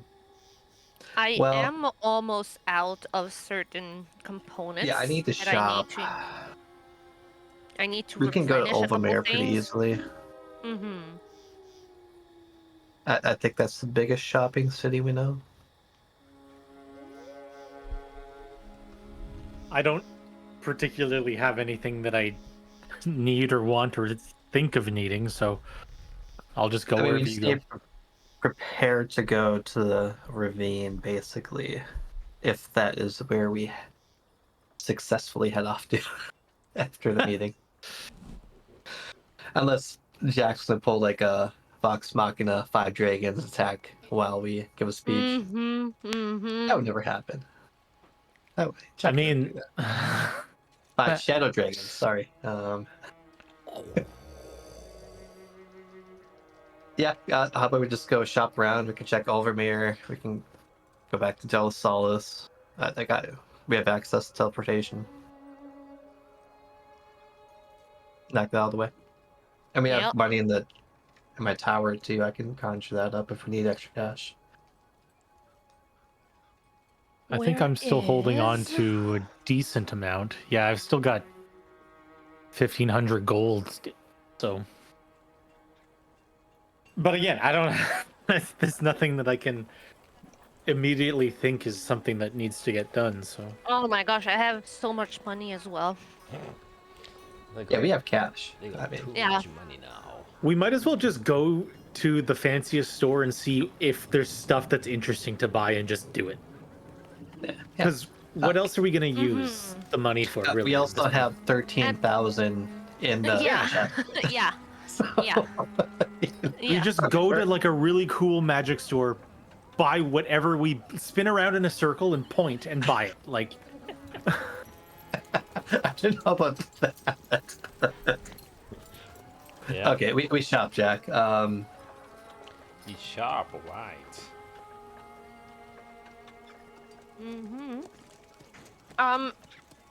Is there anything in Zalnia's castle, or was it pretty much said that it was depleted because of the supplies for the war and stuff? So in I don't know terms, if they have a magic shop, right? yeah, not really. Magic in Canaan isn't. Yeah, it's that- almost taboo. It's like on that cusp. Yeah, exactly. Yeah. So you won't find much there, especially now after everything is secured. And We wouldn't be able to find like an apothecary where we could buy some potions. oh yeah, At all. like healing Yeah? potions definitely. Like anything. Okay. Most things within Canaan are like holy geared. So actually for you probably very good. So many of the Yeah. components that you need, they definitely have. Yep. That was mainly my question, because of Isorel's background and all that stuff. Canaan is probably the best place to get some of those things that she usually uses, like those potions, and perhaps can replenish on some of the bigger components that she needs for her different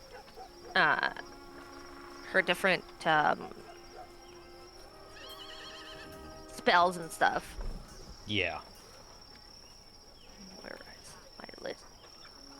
So yeah, if it's components there it is. that you need, you can definitely just check off the gold cost for that and just add however much you do.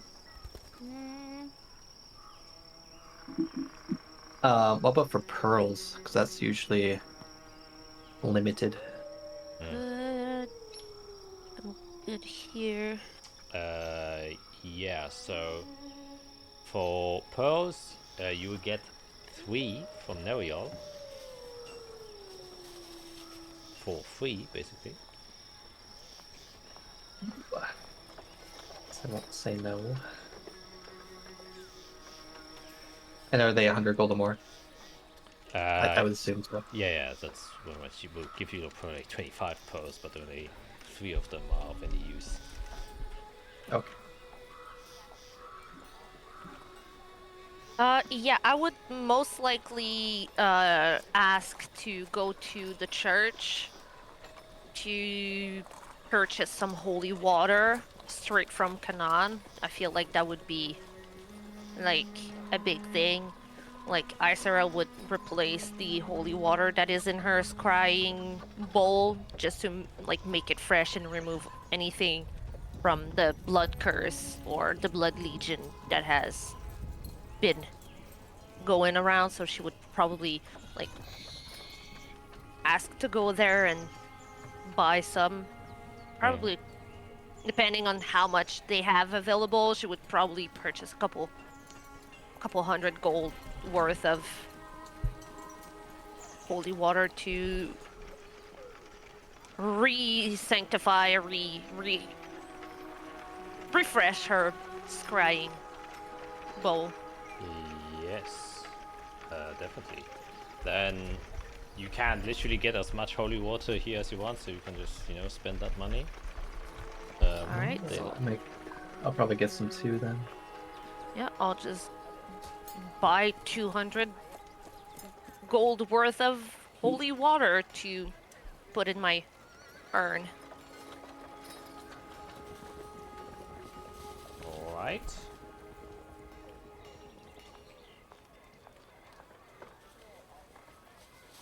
there anything else that I needed?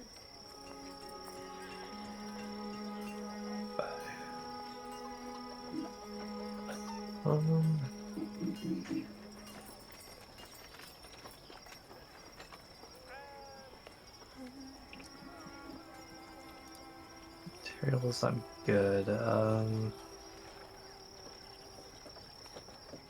Yeah, I guess can we tour the magic item shops in Overmere and Del Sols? See if they have any fresh stock. Okay.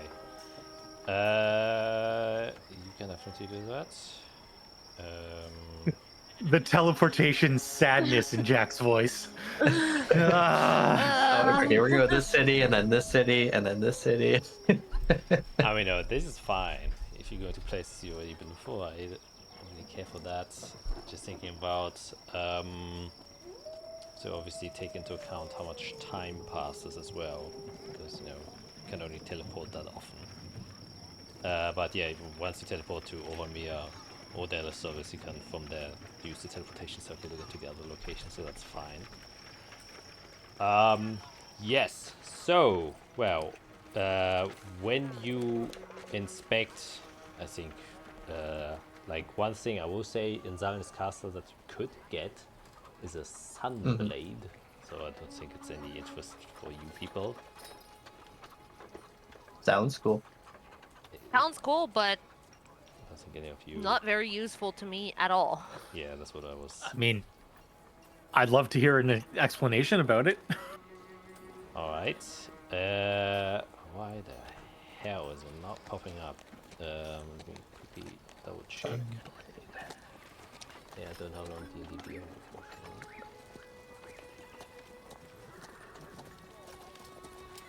It's it basically is like a fire tongue sword, but instead of fire damage, you do radiant damage. Which is a very, Fascinating. paladin's weapon. Yeah. I mean, radiant damage is pretty useful. But does it require attunement? Big question. Wait. Okay, let me just double check. Oh, it's a little bit different. But yes. So what it does is, it's more like a laser sword. Oh. So Okay, we'll take 4. it is basically just the hilt, and then you can use the bonus action to flare it up, and then a beam. Oh. It's a lightsaber? It's a literal lightsaber. You get a +2 bonus to attack and damage. Holy. And you deal radiant damage instead of slashing damage. And obviously you shed light as soon as you cast it. Hold on. Please don't kill me. Hold on now. Huh. I'm trying to figure out how I can use this. Would they just want this lightsaber? Literal lightsaber. The new Boys fighter will in be your group. boys. Yeah. Boys will be boys. They want Is it cool a finesse toys. weapon? It is a finesse weapon. Oh my god. I have dex, I don't have strength, so it's actually good. So yeah, you can just look it up on D&D Beyond. Sun blades spelled not together, which I was like looking for it, but I spelled it together. Sun blade. Legacy or No, the new one. new one? They're basically the same. They didn't change much. Oh, extra damage to undead.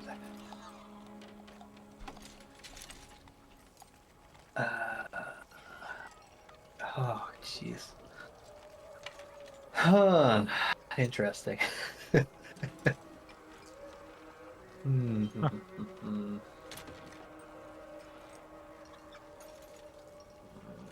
Cool sword.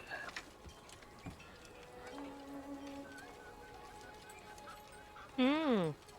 God, I really wish we. You can expand a magic action to make the light brighter or dimmer. That's pretty cool.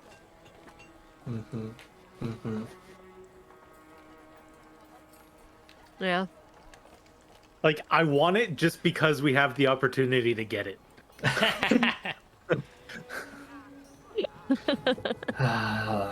See, Jade has her Oh my axe, and she's God. more into shadow. We're casters. That's the only downside. We're a group of casters. You are a group of casters. Well, Ivik is now a fighter, so he's actually pretty okay with this. Eh? Not sure what else. Yeah, that's the thing. Our fighter needs a weapon other than A just his... sunblade in the ravine would be pretty cool. Listen, the I mean, there's probably some undead in the dark cavernous ravine. Oh, loads. Yep, for sure. I'm sure we'll come into... Okay, how much? I mean, How much do radiant they want? damage is also good against... I mean, it's good against pretty much everything except... everything. Yeah. Except the Lich And then- is, but Yeah. Just so I know, action economy wise, Jack, if I have my wand out to do whatever, if I had the hilt, what is that, like a free action to change? Is Yeah, it a yeah. full action to change? It's a free action to change. Yeah. Yeah, I've been interchanging my mage wand and my Yeah, my I think you thing. get one like object interaction to like change your weapon a turn. Yeah, and with, I think. with fighter specifically, every time you make a melee attack, as part of that attack, you get to change your weapon for free. Anyways. Yeah. Yeah. So you always get. Yeah, it's the big thing about fighters. They're good with weapons, so they get to switch Oh on yeah. easily.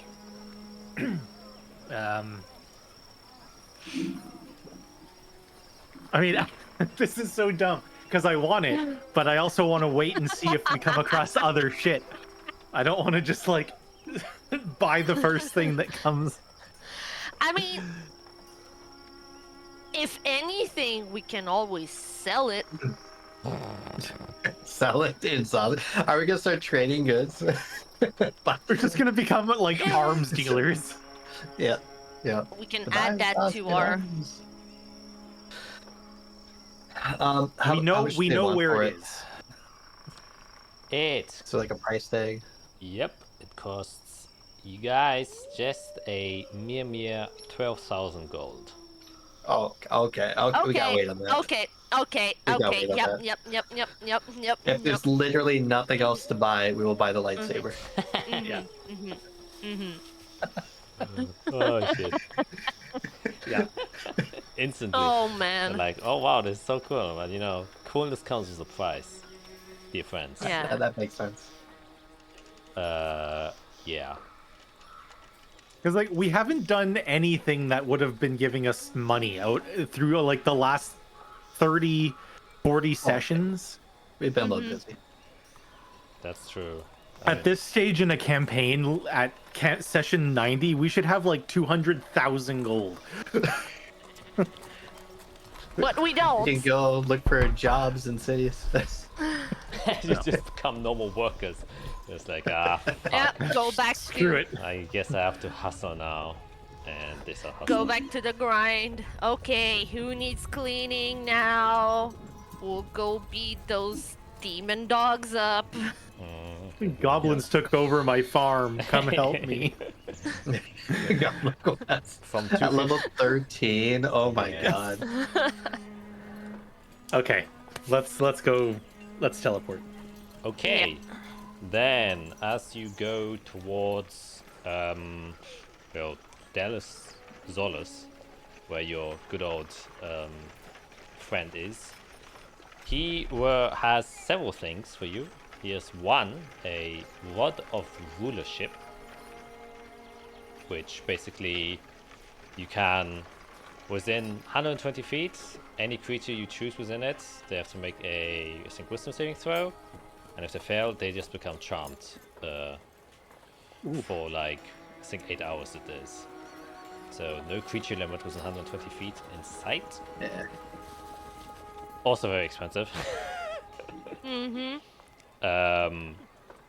They have a folding boat. Hey now. A boat Uh-huh. you can We- fold. You know my feeling about boats. I'm not going on a boat, so. Just- I refuse to step on a boat in a Jack campaign. we get to water anytime in this campaign. We just go back. Yep. I Yep. Quest mean, over. I'm just saying, you have to walk and swim through 2 blood lakes now. Maybe it would have been a lot easier if you had like a convenient I've been boat. fine with those. Ah, okay. Yep. No boats. We have, and I have to look up again what the hell it does. A figurine of wondrous power, a silver raven. I just have to look what it does. Or Raven. And Shade may want it, I don't know. She's in the birds, right? That's the underground thing. Yeah, stuff of the Raven Queen and stuff. That's her. So what does it does? Okay. There's so many. Okay. This silver statue of a raven can become a raven. Who would have guessed? For up to 12 hours. Once it has been used, it can be used again until 2 days have passed. While in raven form, the figurine grants you the ability to cast Animal Messenger on it. So it's basically one Animal Messenger for free that you get. Which, obviously, having to do it in a party, not I have it for free like twice, I think, because of my lineage and stuff like that. Yeah. We also have sending and message. It's not as useful as it could have been. I mean, it's a very nice thing for people. How much that... is it? We can maybe just get her as like a gift, if it's not too bad. It's 5,000.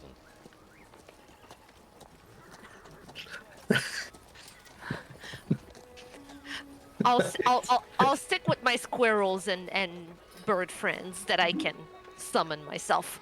Yeah. Yeah. Yeah. That's good. Next. They also have another figurine, which is a marble elephant, and that literally just turns into an elephant for 24 hours. Incredible. What are these? These are like Can we just- I just want to ride an elephant down the ravine. yeah.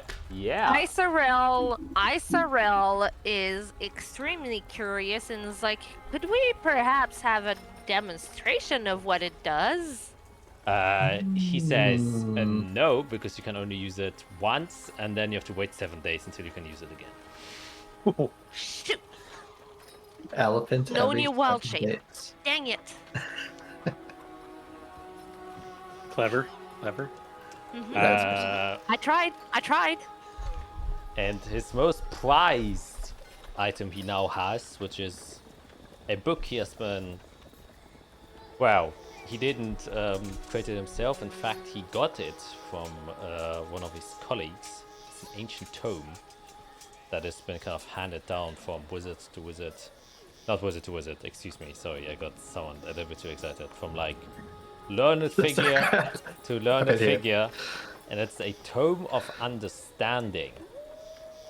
And what this tome does, when you read it for like a very long period of time, you basically gain the wisdom within it, and it gets installed into you, and it increases your wisdom by +2 up to a total of 30. Please. Please. That is also very good for me. I am a wisdom-based character. However, this Uh, is a very expensive item. that sounds expensive. Yeah. Yeah, And- it does sound very And expensive. that will go for 20k. Oh, Okay. I don't have that much. I Nope. can't even help you with that. Nope. Nope. Book? What? Like book of wisdom and stuff. Total Total of I mean, that might be in the understanding. shop for a while. That might be here for a while if it's 20,000. Yeah. Yeah, if it's that expensive, we might be able to come back later for it.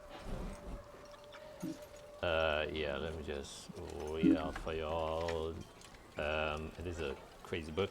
This book contains intuition and insight exercises, and its words are charged as magic. If you spend 48 hours over a period of 6 days or fewer studying the book's contents and practicing its guidelines, your wisdom increases by 2 to a maximum of 30. The manual then loses its magic, but regains it in a century. Holy shit. Yeah. So, Arik could read it. We bring it And you to read a it in 100 years. sanctuary. Put it in the tower. Yeah, put it in a tower. Let it cook for Yeah, that should be around 100 years. 100 years, and then Yeah. Yeah. Or we read it together, Break the game. break the game.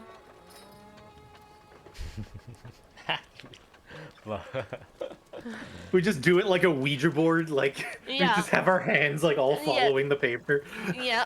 Together we just read it and we read it aloud together to make sure we both get the words in. Oh my god. How to break the game 101. yeah. He also has like a little bit more basic items. Obviously, armors with several types of resistances. Unfortunately, no necrotic resistance, but it does have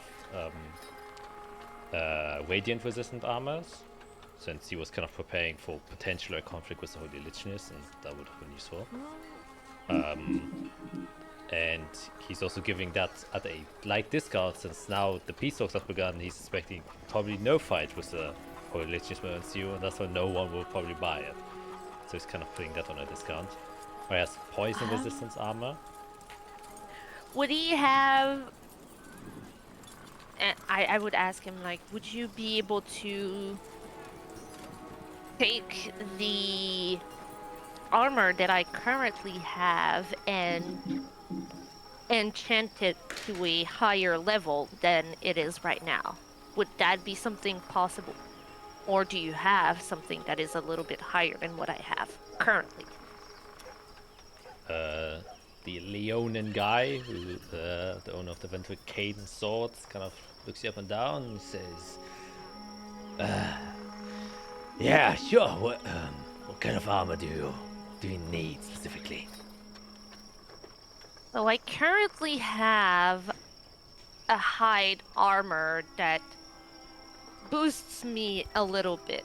I have a hide +1. So if I could have something, perhaps like the next step in, that would be very useful, because I tend to, when we're in battle, I just put myself in harm's way and I'm very squishy. So I'm just trying to, protect myself a little more. Oh, no, it's yeah. Is there a reason why you can't wear medium armor? Is it like a class reason? I forgot.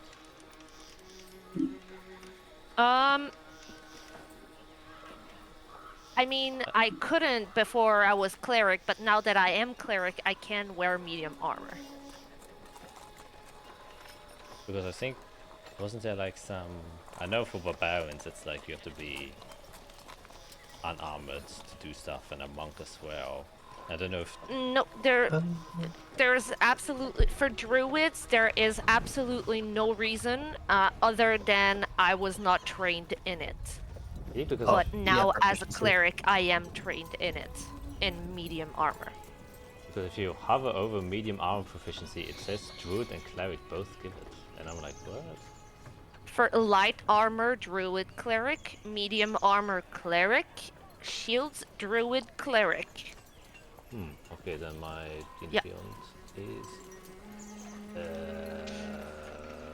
knapping out. Yeah. But yeah, because my height +1 is a medium armor. So I am wearing medium armor currently. Yeah.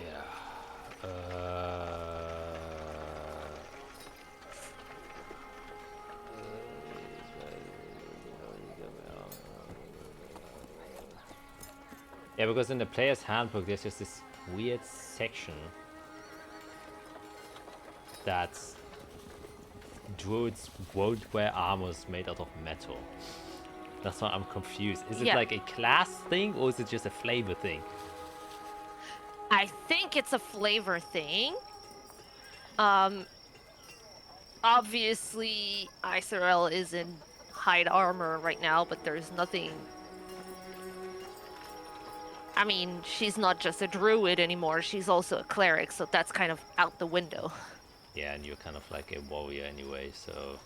Yeah. Well, anyways, the reason why I asked that is because he can also offer you medium armor that is better, which is Yes. a lot better than Yes. hide armor. Yes. Iserel is looking for better armor. Alright, well, he can offer you half plate.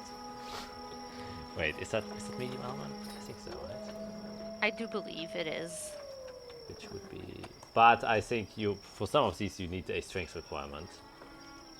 There is some of them that have a... And I think half plate. One of them. Yes, medium armor. You would have disadvantage on stealth.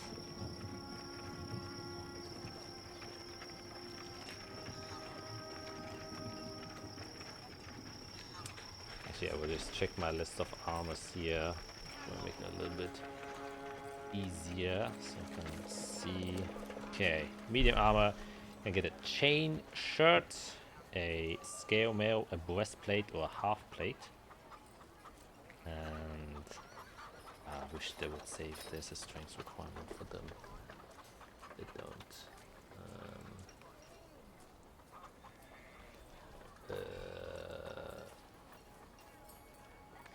Armor E5E table. Okay, here we have it. So, oh no, they all don't have a strength requirement. It's only heavy armor. So, Yep. he can offer you basically a half plate +2, which would basically give you a AC of 17 plus your dex modifier. Which, would put you at a 19. 19, yeah, instead of 14. Exactly. I am squishy, okay? So yeah, that would unfortunately also cost you. And yeah, how much would that set me back? That would set you back 8,000.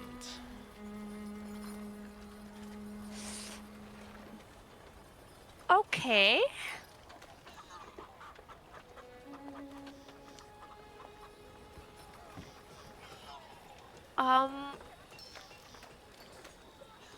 He can offer you a less expensive. He can give you a chain shirt, though I don't think it's actually better than your hide armor.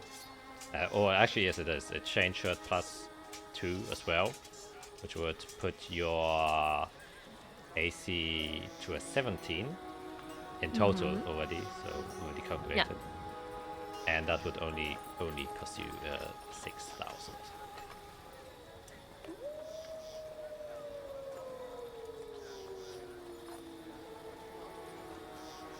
Um,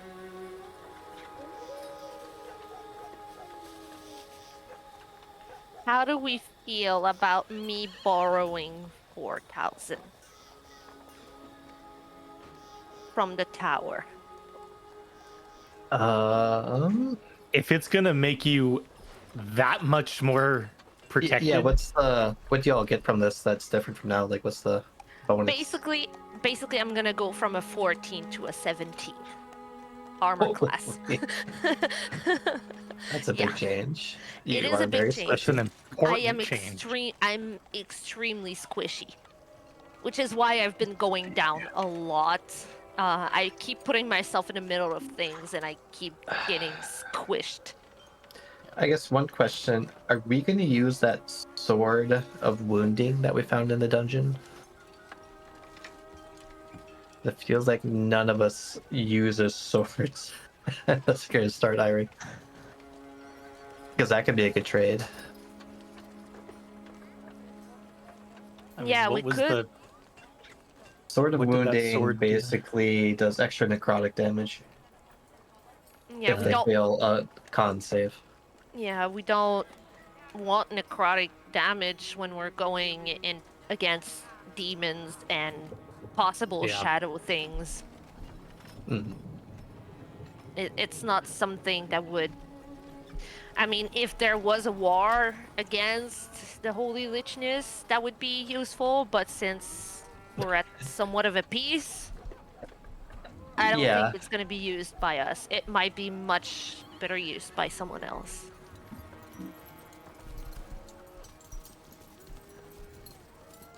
So we could use it to...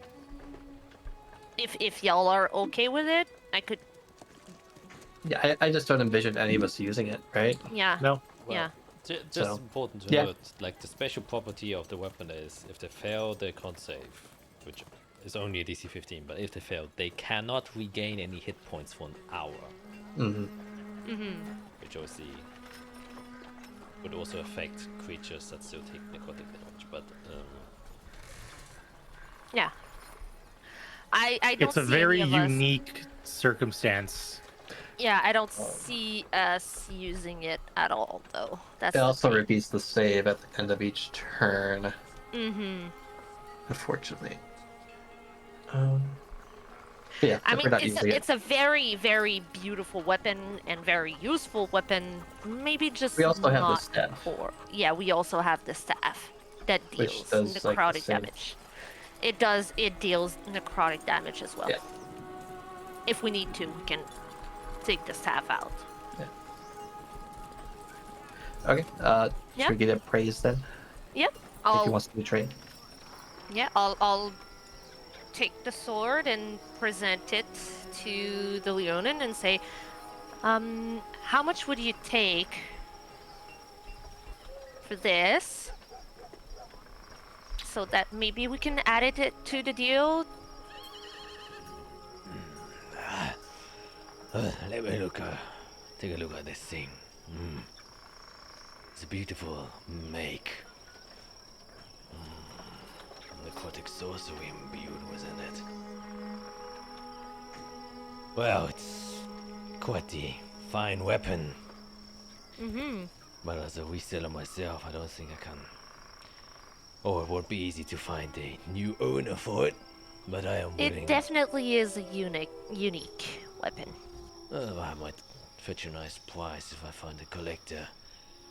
I say 2,000.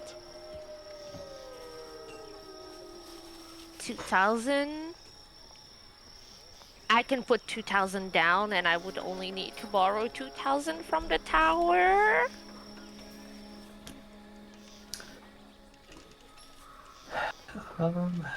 It's less.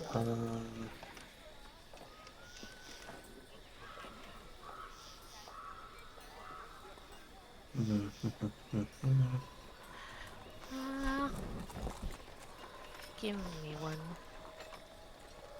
Unless you're good at making a bargain.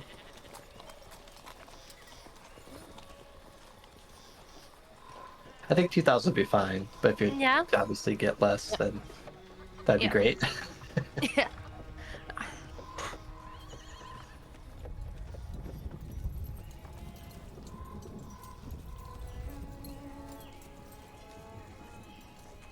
Sorry, just give me 1 second. Okay. Does he have any scrolls? New scores, unfortunately not.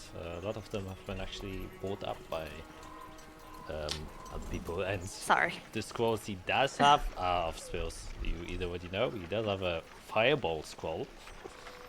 Don't know if you want to add that to your collection. No. Are there any cloaks or rings or necklaces that could increase my speed in any way? Oof. You can commission him to do that, but he doesn't have one on check right now.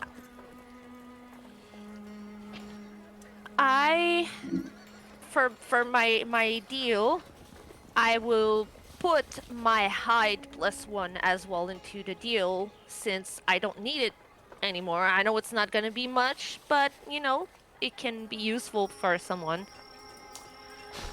Yeah. It's not much, but hey, listen, if it can bring the price down a little bit, I'll be happy. Yeah, it's funny because he was the one who made it. Yep. Oh, Yep. that's Yep. fun. Yep. Yeah. I'll say like it was very useful to me, and I'm very grateful. Could be useful for someone else now. Yeah. It could be. Obviously, it's been used. It's a bit bruised I and know. damaged. I'll give you 500 for it. Okay, so I just need 1,500 from the tower now. I'll just reach over quick and just cast a quick mending on it. He kinda looks at it. It's like 600. 1,400 from the tower. Hey, listen.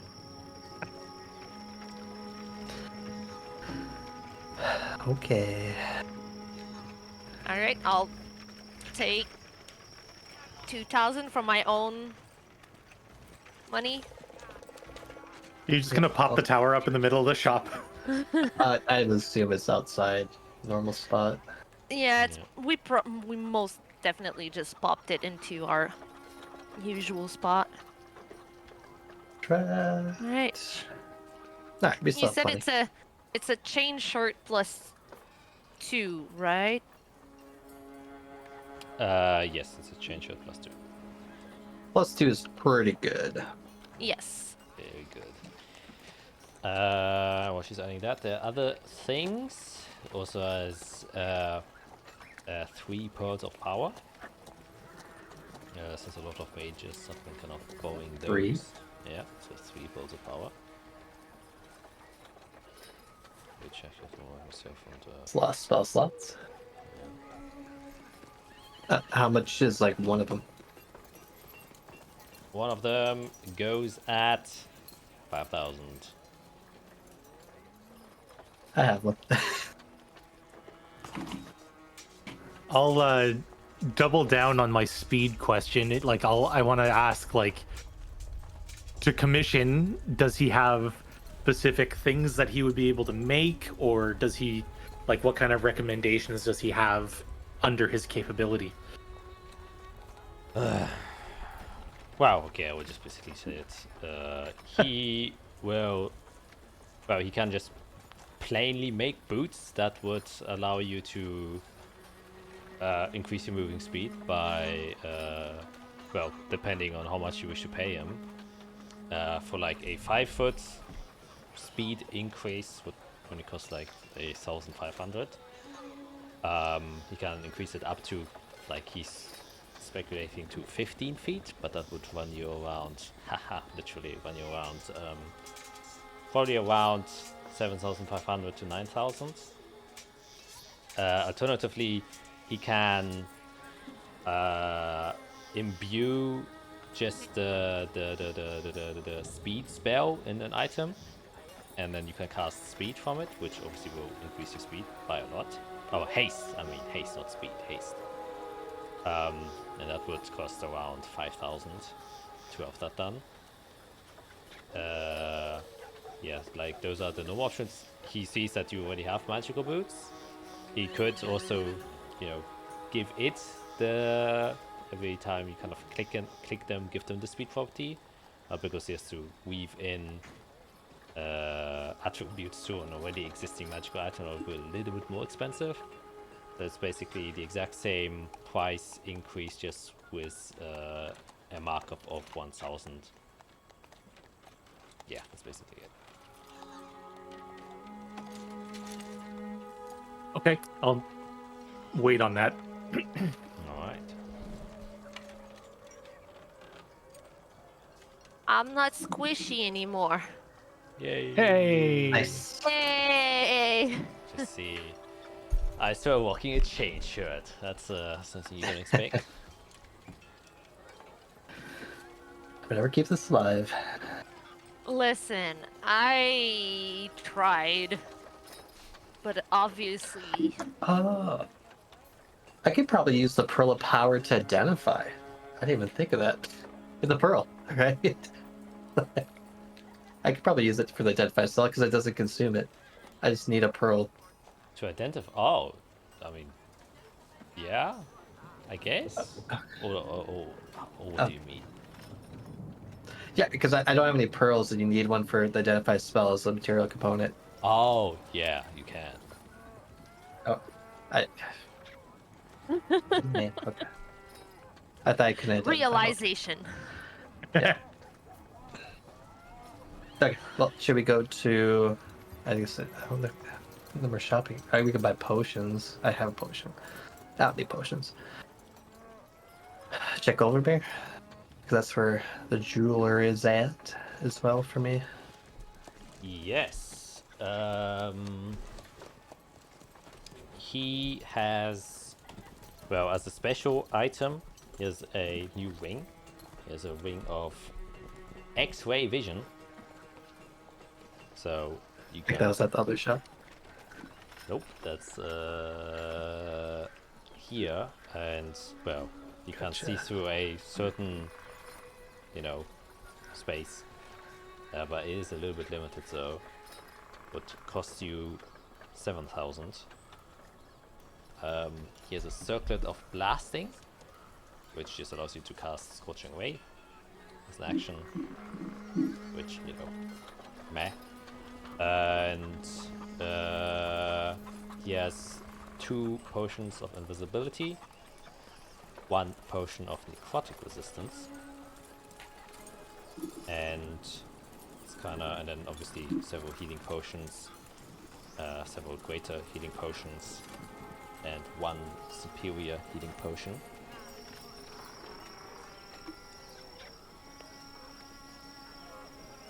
And that's kind of about it, since you bought him literally dry last time. Yeah. No scrolls of any note. Not in particular, no. It seems like he also hasn't gotten the time to kind of scribe. Takes a bit of time. Yeah, we were here like a week ago. Yes.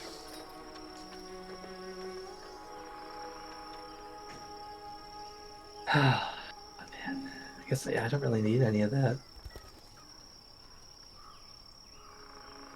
Invisibility is interesting. Resistance.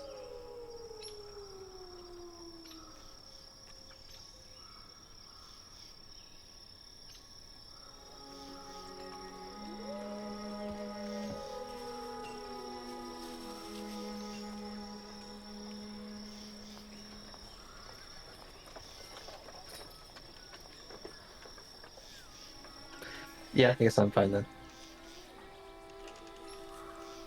Looking more and more like we go back for the lightsaber, guys.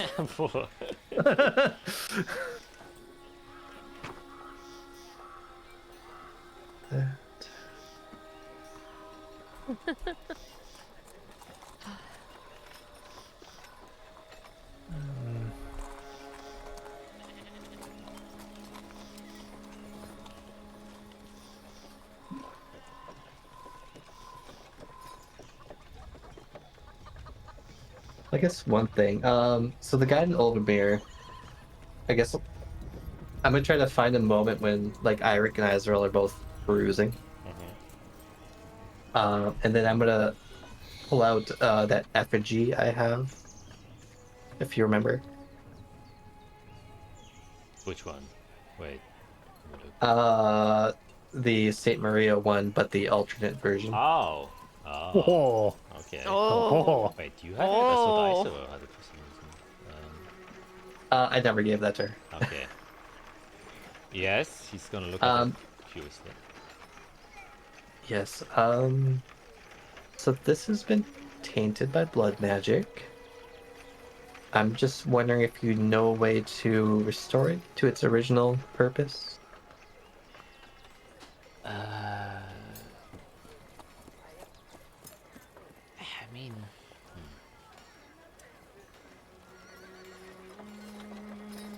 Or is it too long gone?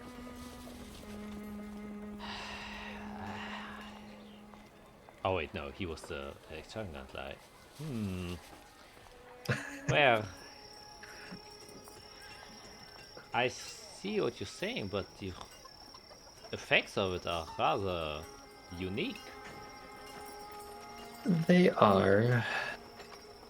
How can I put this?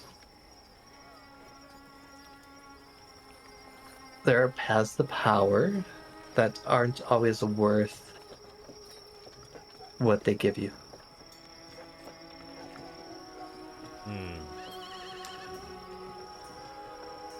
Well, I think with a little bit of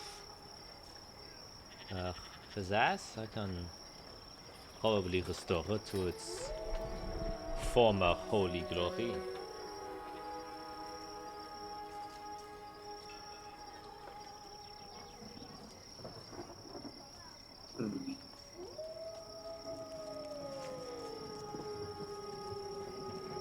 Yeah, I mean, if you can, I'd appreciate it. It's not as easy as just I'm dispelling it, right? I don't want to get rid of all of its effects, just... Yeah, that is what's going to be the problem. I had a lot of inquiries recently about blood magic, so actually I'm a bit educated on the subject, but trying to get rid of it is going to use some definite time. And of course, money. Of course.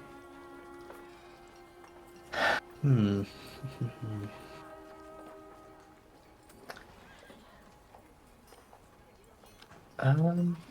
guess you could give me a time frame. I would say,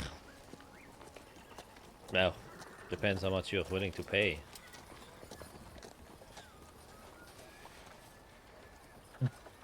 That's always the question. Where's the teammate? Wait, I don't remember what the old one did. I think it was just help with revivify.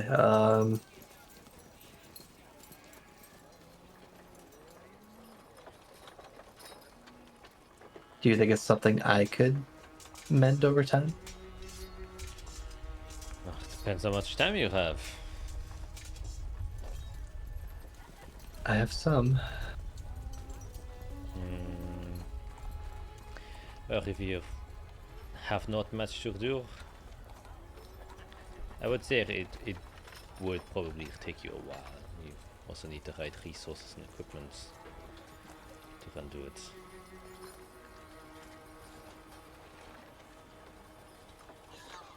How about this? Let's push it toward him. I'll loan it to you. Next time I return, if it's in its original condition,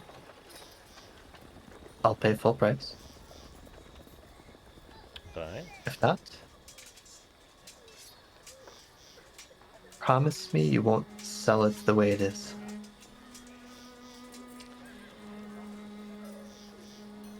A shopkeeper's promise. Very well. Then I hope we see each other again, but not too soon. Well, I do need time to prepare some of my assortments. You are coming. Though I am happy for you who is coming here. I mean, I do like to create some stock to offer you people. We're trying to increase the city as we go too, but Souvenir I think is still rebuilding, and other cities have their own wars going on, so it's tough. Well, then just between you and me, since you have been such a loyal customer, with all this conflict going on, I did manage to get my hands on some, well, a new recipe that I am trying to decipher. The writing is truly horrendous. The dwarves must be taught how to write properly. It's I know Dwarven. I do know Dwarven. intelligible. And, well, it is this piece of chalk that you can use. And wherever you go, you can basically use the chalk to inscribe a temporary teleportation circle. So the next time, you can just go towards it. It's one-time use only, but I think, well, at least for the learned, or still learned wizards who are trying to climb their way up the ranks, is quite useful. And mark certain locations you wish to revisit. No, I think I saw that on my travels. You have the recipe for it though, so you haven't made any chalk yet. No, I've been dealing last couple of days with it, but I think I'm close to getting a hang of it. I'll probably have one done by tomorrow. Any part you're having trouble with? Well, it's just a messy, slopping writing of whoever the hell wrote this is what I'm having trouble with.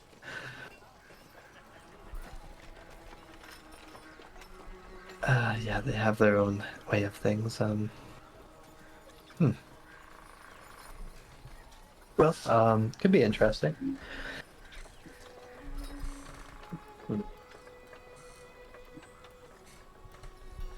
Well, if you have it next time, I guess I'll take a look. Alright. I'll let you know. Okay. So, any other shopping endeavors? I will say, also, you do get access to the teleportation circle in Zarnis Castle. So you can... One more to the list. Yep. Quick, we need the lightsaber. I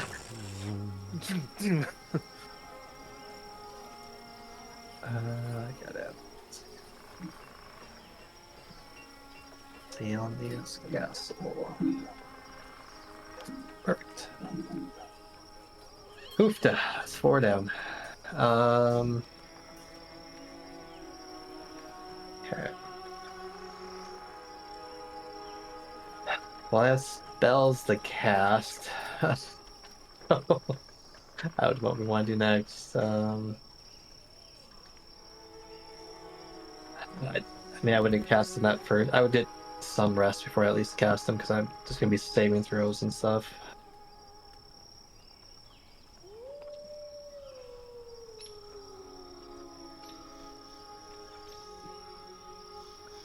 Is there anything in the archive? Maybe.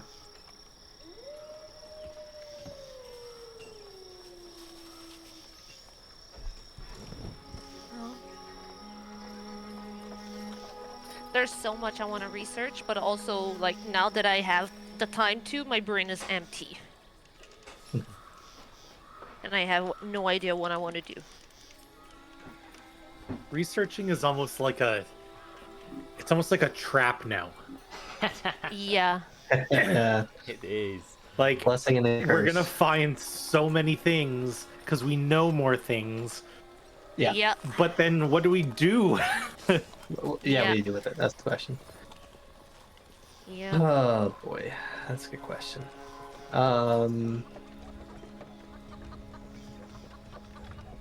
Well, one thing I know I'm gonna do is I'm gonna take time and find Eirik sometime when the tower's up. And I'll ask you, how would I bring this up without tormenting you? That's a question. Amazing.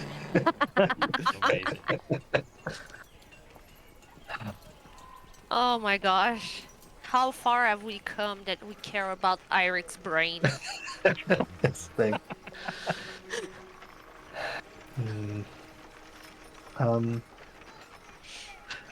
So we went through a lot in that dungeon, and there were strangely a lot of dragonfire iconography and symbols and history. Yeah. I guess I'm not sure how curious you are. There's things I want to find out. And since I've contacted them before, I think Torrens Igneous is a good person to ask. Like who that dragon was with the 6 wings, 6 arms, and weapons. I'd like to know their name. I also have a question about the creators and about 20 other questions. Very, very small, non-existential Yeah, questions. you know, this. Run-of-the-mill, how you doing questions. I did ask that. That was more of a Kai question, but yeah. But if there's anything you want to ask, I can try to get an answer. Just know that it's usually pretty simple, like yes, no, a name, a phrase. I mean, I think the most not important question, because we're not really going to be able to get back to it, is the heart. The ever-burning ember. That sounded like something that Tolvar was not even knowledgeable of himself. Right. It's something far more powerful than him. Well, from what my spell could tell, that heart was from a dragon that fought at the War of the First Sinners, which was before Tolvar, because Tolvar was one when the Dragon Empire was here, and that's after the war. So it's from a very old dragon that's still around. I guess, what do you want to know about it? Who did it belong to? Well, that's the thing, is how did it get into the construct? Like, that wasn't the old dragon, so it came from somewhere. Someone put it in there. Right. Like, what happened to that old dragon that made his heart somehow loose?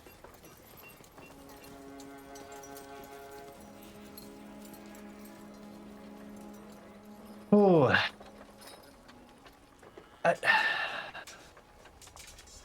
And again, it's not that it's going to really impact much. Like, we can't do a lot. That's just plain curiosity. This incredibly ancient thing just existed inside of a static entity.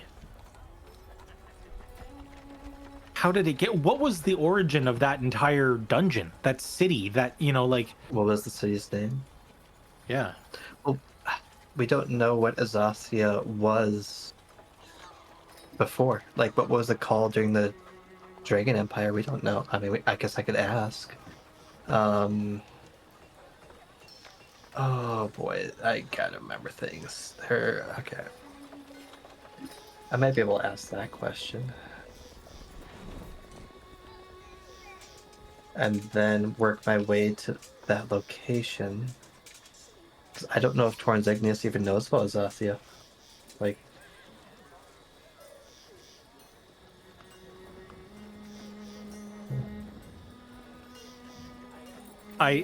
I'll be honest. I thought I was going to enjoy the finding out process with all these new things occurring to me. I'm really not. And the fact that every few days it seems like something new is occurring that might unlock a secret or is a new lead to, understanding what's been going on with me. It's a lot. And I don't honestly think it really matters because I'm not going to be here for very long. Yeah, I'm still young and there's still lots of time to live, but in the grand scheme of things, we're talking about things that are thousands and thousands and thousands of years old.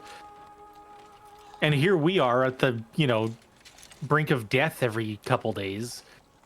Finding out all this information about this ancient stuff is not affecting me the way that I, a few weeks ago, thought it would. So, I'm kind of just... Whatever happens to me is happening to me. And I think I just deal with it as it comes. Spending the time to try to understand how all this ancient stuff is affecting me, is that really necessary right now? To be honest, maybe for you it doesn't. I mean, we've mentioned this before, but my head's in the clouds. It's in space. It's very expanded right now. I think we need somebody who is more normal still. And that's kind of what I want. Like it feels... I feel good that I have the powers that are being given to me because they're helpful, and nothing so far has proven to be detrimental or immediately dangerous to any of us. So I think I'm just okay with continuing on and using the powers that are occurring. And then if something does go wrong, we deal with it. But I think going deeper and trying to understand things right now is not going to help. We need to be as focused as we can be as a group and as individuals to go through the stages of whatever quests, journeys that we have coming up. So if we just keep opening doors to little things that we're just never going to actually get answers to, it's not going to solve our problems.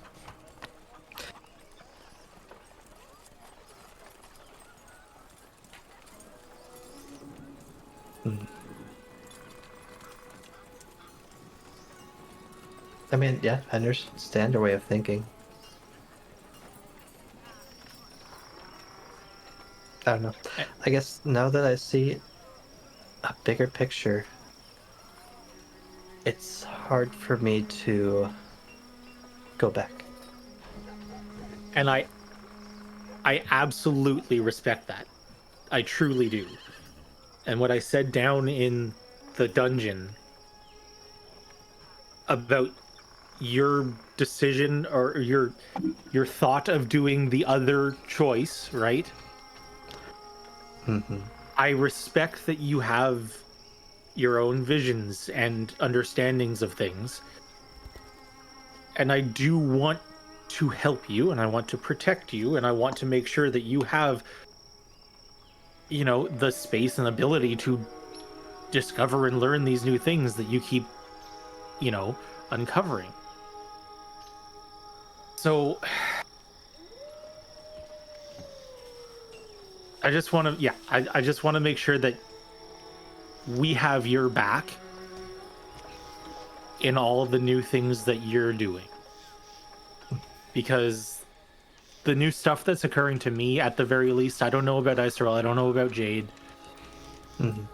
But for me, it's not working the way that I sort of thought it might. Just mentally. I mean, I think we're all there. I haven't spent any time in the last couple of weeks even thinking about crafting anything. The last time I thought about making something was in your dream thing that you gave me. Right. And that was just a dream. I haven't. There's been no need. There's been no ability. There's been no opportunity. We don't have the resources. We don't have the space for me to do the stuff that I thought I would be helpful or useful with. So, yeah, that's Yeah, it. that's fair. If you've got questions that relate to things that I'm going through, by all means, ask them. You can share them with me. You can keep them secret. But I don't need more complicating my life right now. Well then, how about a happy medium? What about a way to contact Tovar? Since he is sort of living inside of you. I mean, I've spoken to him before. I kind of I did like an Iserol thing and focused and whatever. I've spoken to him. Okay. I Do you don't have a know if means there's, to communicate with him? as far as I know, if I want to. He's spoken to me a few times during the things that we've been doing. He keeps, every time I use fire stuff, there's always this just like burning sensation. Yeah, you have a little bit of flame in your eyes when you do that too. Yeah. So I do, as far as I know, I have a way to contact him. And like I said, there's been no immediate danger that he seems to be posing to me. As long as I respect, I think as long as I respect his powers, he's okay. Okay. Well, if you do need help, I have many strange spells that can probably help you.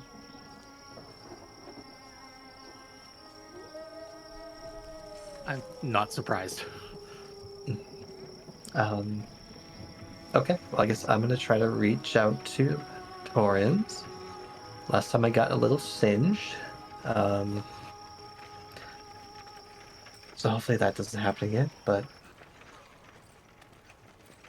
Okay, I have questions.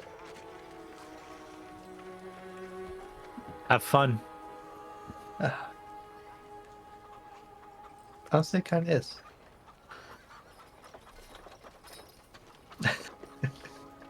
You Yeah, I'll need sit down. protection. Oh, I could probably use a boost. Yeah, I guess I don't know what day I would do this on. But I'm guessing I still have a negative with exhaustion. We still haven't slept. Yeah. We have to go back to your mom's house. That's a good point. Well, you can. Yeah, I'll do this the morning after. Well, we've kind of skipped days here. Like we are kind of compressing these 4 days into one thing. So you can choose to do this. Yeah, but I would do it when I'm fresh, get all my spells and all my defensive spells. All right. Intellect Fortress, and then maybe a guidance from Iser. Absolutely. Okay, yeah, I'll try to reach out. And like the last time you tried to do that, I'll stand at alarms. Was it last time that I rolled on that one? No, it was the one before that. It was the one before. But like every time you do that, I'll keep like arm's distance so I can pull you out if I need to. Or try to. Yep.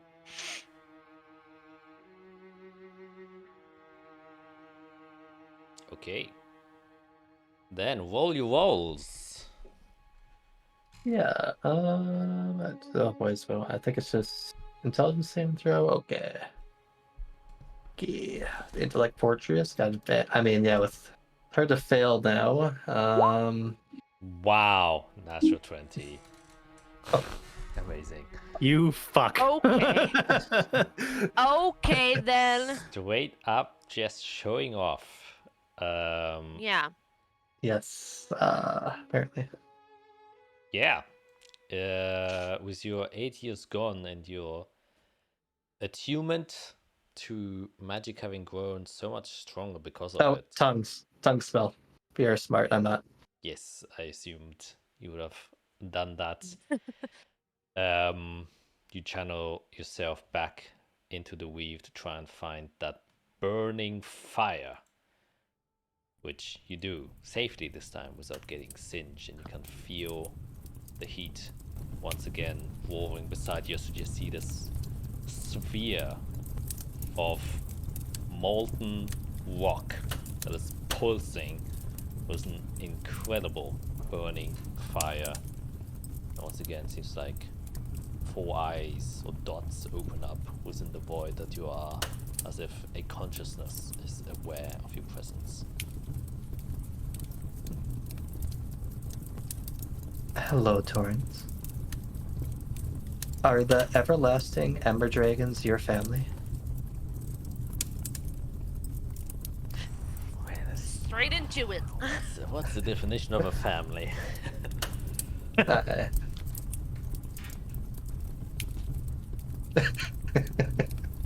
You know what?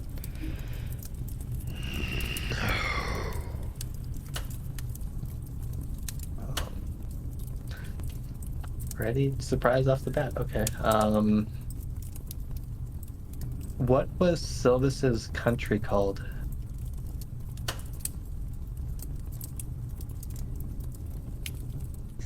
Silvus's country?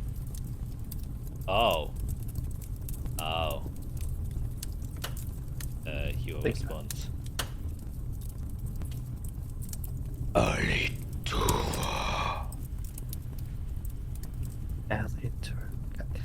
You spell that, or do I have to guess? I know how to spell it. I know how to spell it. I can leave it to her. Okay, I'll go to the next one. We strengthened a seal for Melador. Do you know what that being is?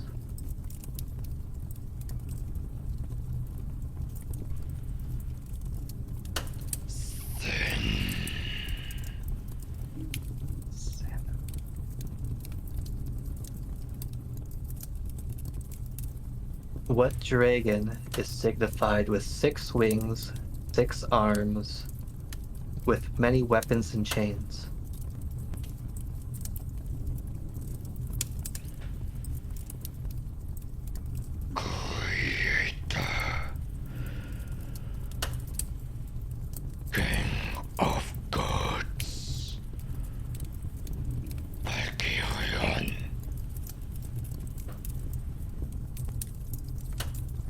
I was actually on the right track for something. Yes. Okay. Does each creator have a twin of Shadow?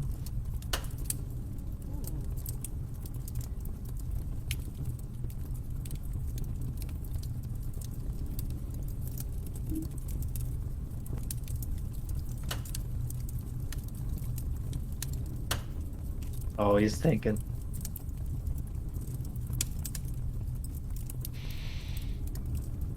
It's hard to.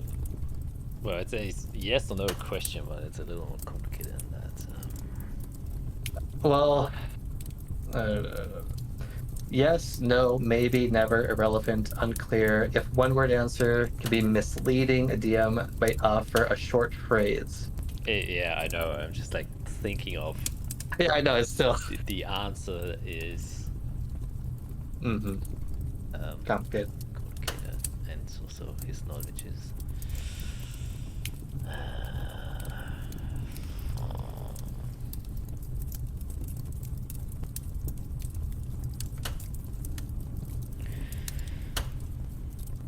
Shadows change worlds collide.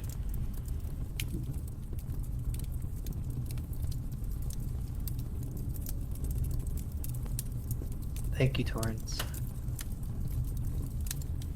And the fire fades as your consciousness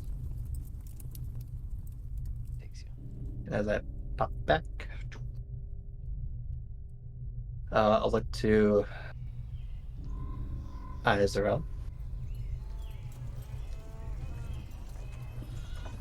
I think you've mentioned Aletura, right? Yes?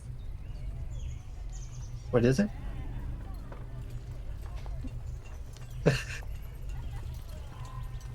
Servalon asked me to restore Alitura.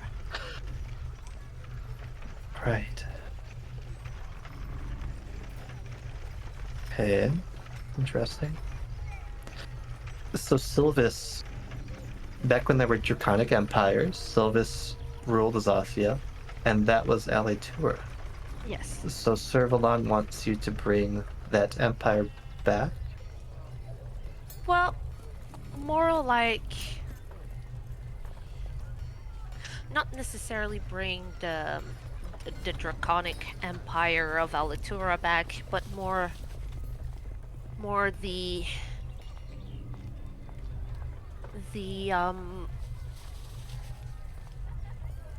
traditions, the connection to nature that we used to have. Bring back the connection the elves had to nature, to everything around us. Find our ways back. We are people from our ancestors came from the Feywild. Right, you mentioned the Fey Court as well. Mm-hmm. Yes.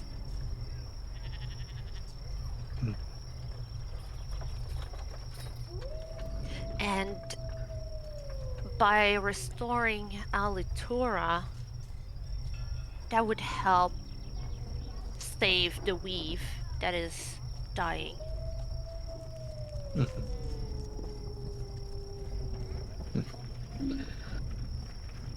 I'm sure in some weird, crazy, powerful entity way there is a catch behind it. I'm not dumb enough Oh, to... of course. I'm not dumb enough to believe that, oh no, he doesn't want the Empire back. I'm sure he does want the Empire back, but also he's dead, so...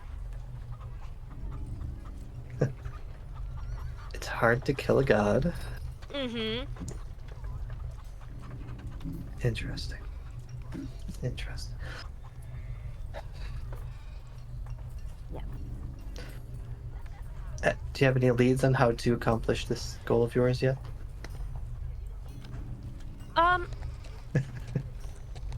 Yes and no. I have to find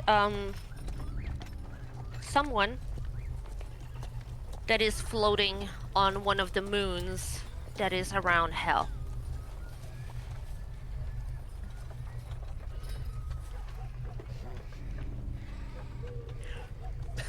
Yes. I have to bring them back here, basically, and that would help a lot. Now, is that a good idea? I don't know yet. I am learning that every single powerful entity that we deal with has a hidden agenda. I still, I still want to restore the weave. I still want to restore... I don't want to lose the connection to the Feywild. We are losing it. We haven't been able to connect to the Feywild in so long. A long time, yes. Yeah, we are losing ourselves. I have been in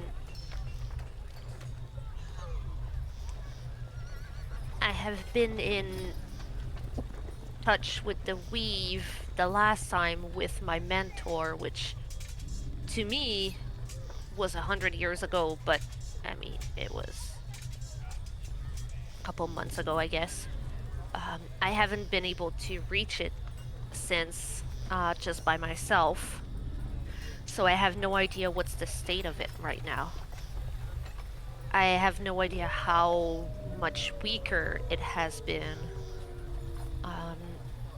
while I was in touch with the weave, I could clearly determine that the light was getting lower with the astral vestige and everything. Right. But I haven't been able to, again, see the difference since then. You know, it's not something that is visible just by looking at it like this. You know, it declines over time. So, Well, I mean, when we were in hell, we were essentially told by the oof, what was her name? Guide? No, that's not right. What was that guy? Emissary. Emissary. the em- yeah, We the were essentially emissary. told by the emissary that there's a process of reigniting everything, Mm-hmm. but empowering the tree. Yes. I mean, That's kind of why I've been, finding the trees that I find. They are sons of Servalon.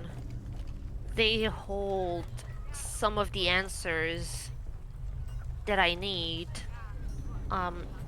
They are a way for me to kind of piece out that puzzle slowly. mhm. Hmm. Well,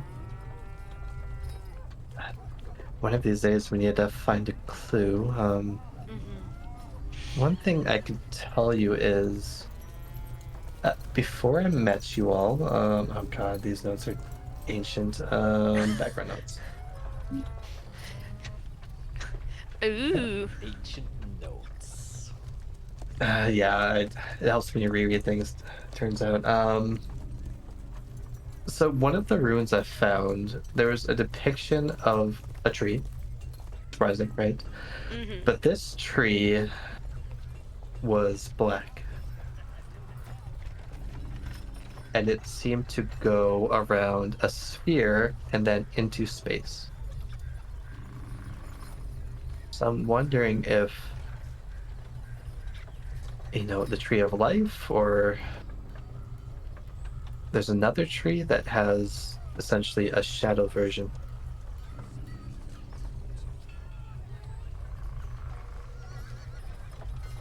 Does that ring any bell to me? You can make a check. Or religion. History Or religion. or religion? Let me see which one is best. Or religion. If you're proficient in both, you can make a roll disadvantage. That will be a nature. I'm not proficient in religion, Oh, so I'll go with nature. it's history or religion. Oh, history. Sorry. History. Where's? Yeah, it'll be history. Okay. So, I don't know why I thought nature. I know you said history. My brain went straight to nature for some reason. Yes. Tweet knowledge. Yes. History. Wow. Whoa. 24. I assume this is happening after, obviously, you've talked with Thomas Ignois, which means you don't have the -6 anymore. So that Yep. is history 24. Yes. But the depiction that she is describing to you, you aren't quite sure whether or not, you haven't, the black tree doesn't speak anything to you, and you think it might have just been, the way she found it in the rune is it just turned black. That's obviously a scenario that happens. But the depiction of a sphere and a tree above it, reminds you very much of similar to Dryadal's Fey Court, and of, in general, how the world tree is depicted. It's a tree on top of the world that connects everything. The roots digging in and the branches flowing outwards. That is the Dryadal's Fey Court. So you definitely see a connection of the symbolism there. So he might, or she, Fiera, might have seen what's it called? A symbol of the Driveless Fate Code potentially. Yeah, you may have found a symbol of the Fey Court in one of your ruins. Huh. And where was that located? Hold. I have it. Oh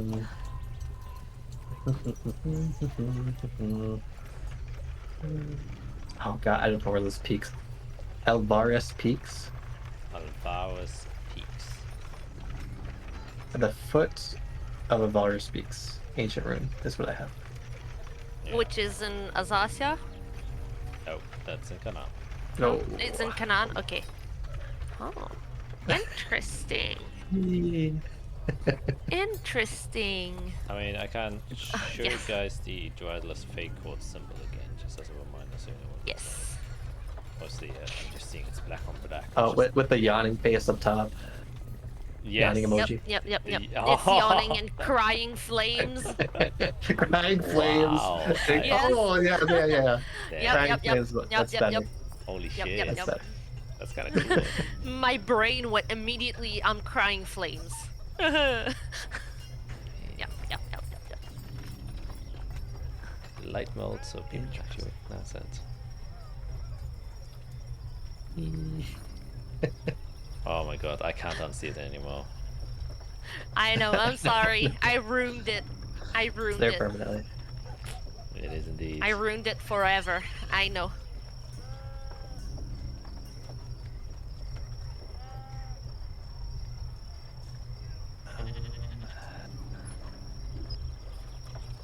Don't know if I have.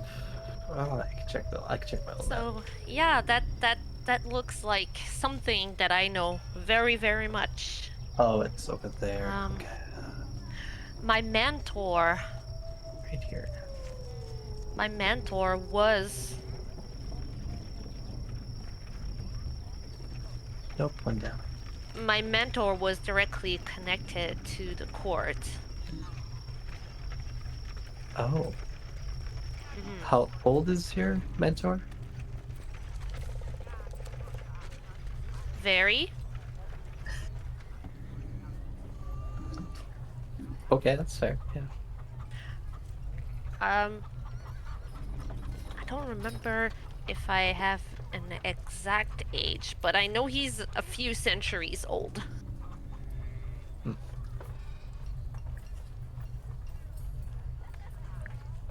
Yeah, I guess we need to find a way to get back in touch. Yeah. I do find it strange that the court was in Canaan for some reason. That is something. And this was underground. Like, I had to go through a cave network, essentially. We kind of had to clear section by section.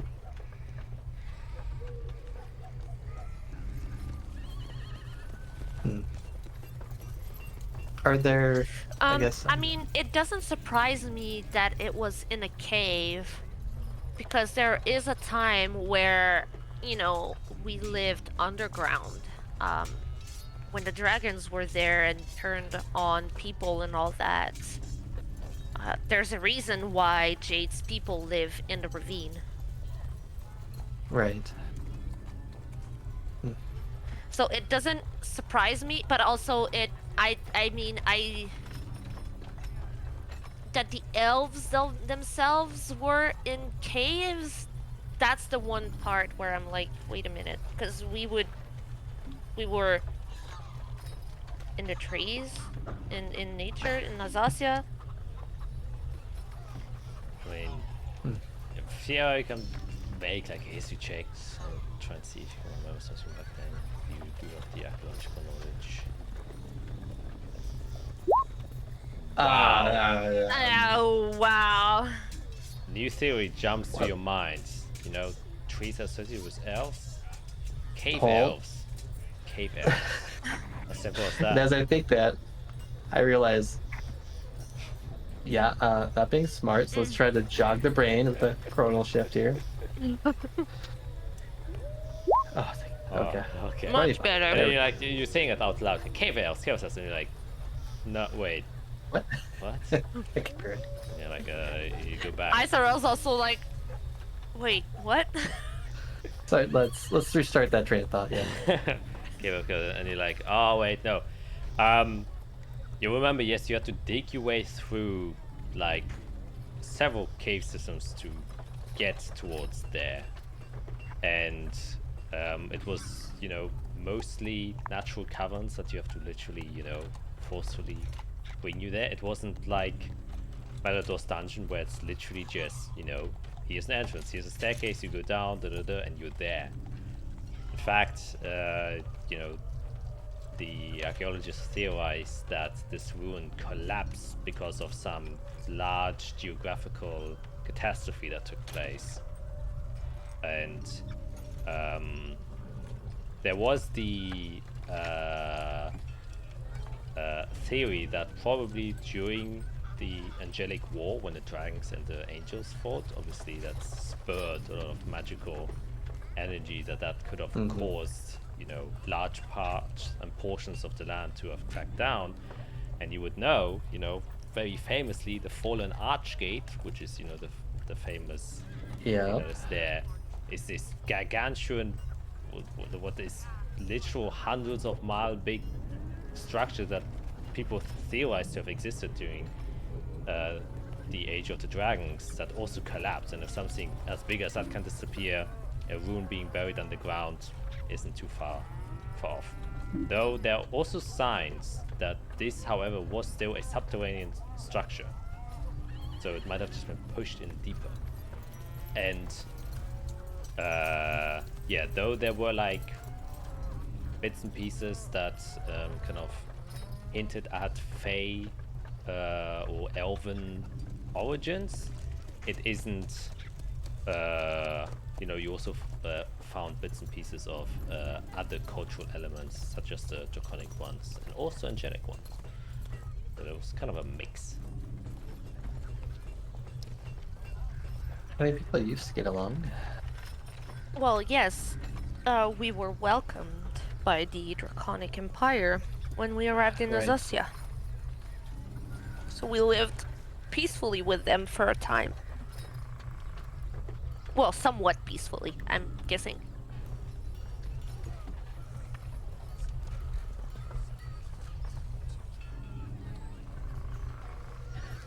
Okay. Well, still questions, still things to figure out. So it's interesting the connection This- between that place and the court, though. I'm surprised it was found in Canaan, and I'm guessing it wasn't anywhere near the border with Azathia. Nope. No. Well, perhaps the country lines, nation lines were different back then compared to now. I don't know. I'm theorizing here. You know, there have been many centuries since, so perhaps things, you know, changed with time. Interesting. Okay, well,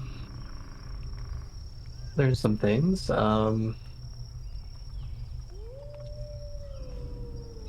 It's worth mentioning. Carrion, yeah. Shall change word collide.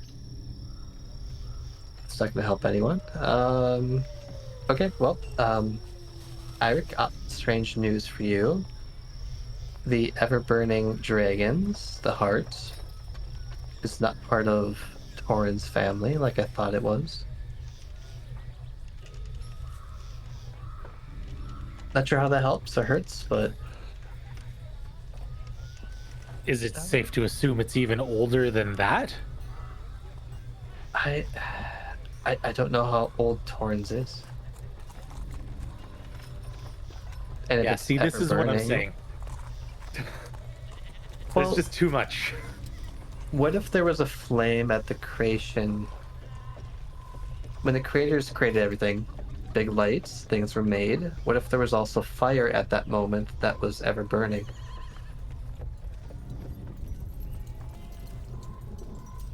I guess that's a what if, though. I don't know. I'll look into it, but...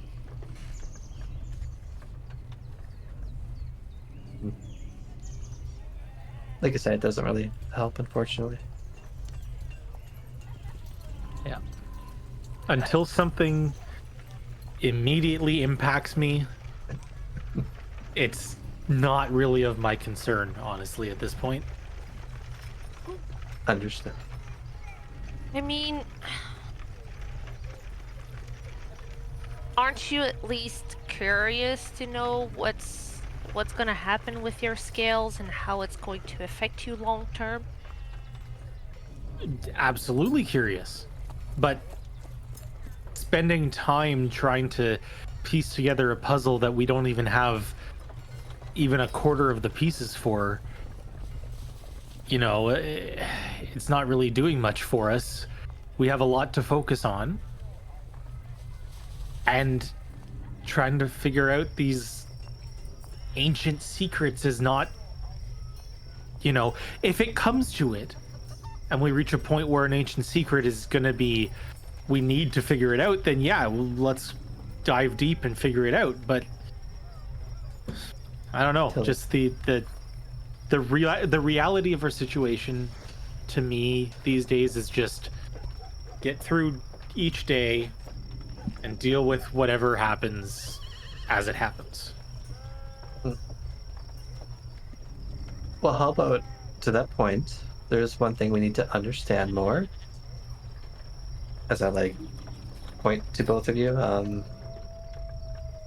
How about we go to the archive together and look into this field we're making? Trying to understand what it is, how we achieved it, how it affects us and those around us. Because that is somewhat immediate. That sounds like a great idea.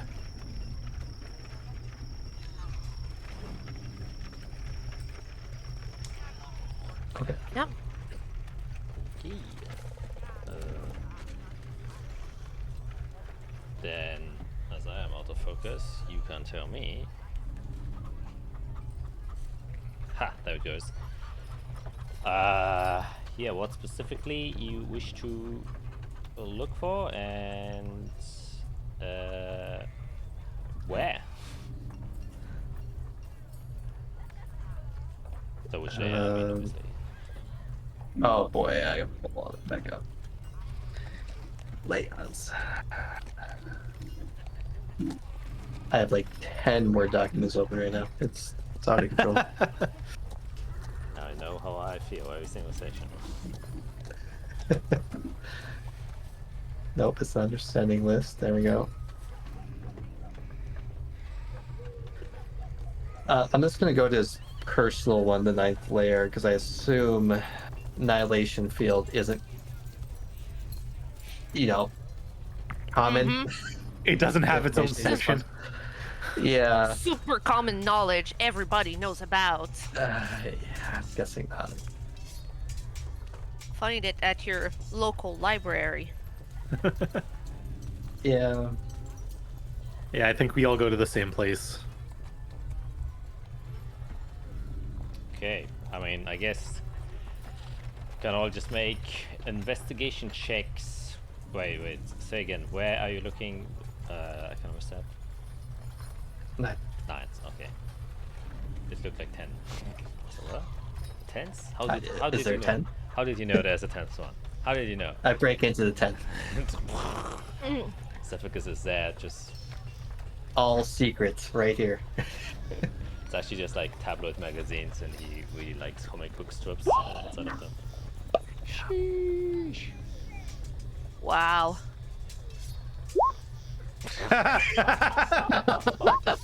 Wait, I'm even better. Oh my god. God. You guys Yep, somehow end up on like the first floor. Yeah.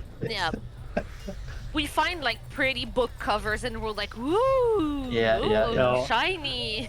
I'm sorry, I'm using an inspiration for that. Okay. This is Are you that's sure? not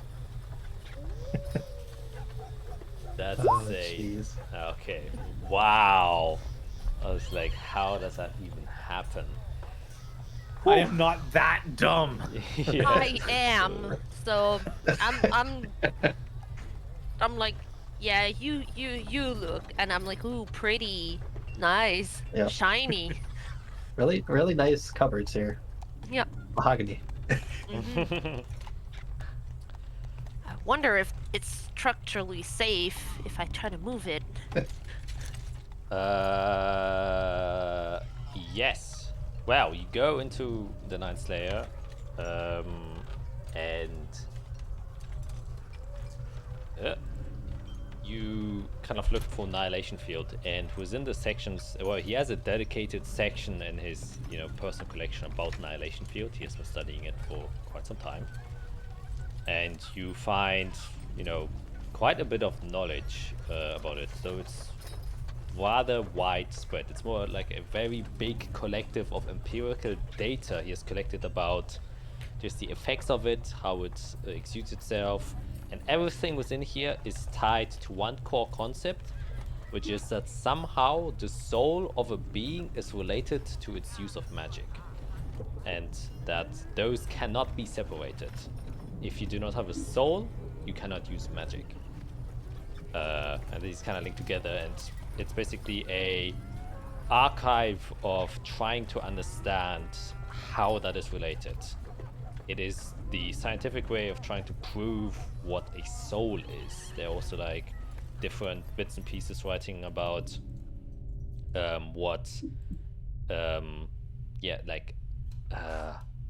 if there's a difference from the spiritual essence of a person, or if there's an actual practical, physical, or magical thing that a creature possesses that gives it the quote-unquote attribute of a soul.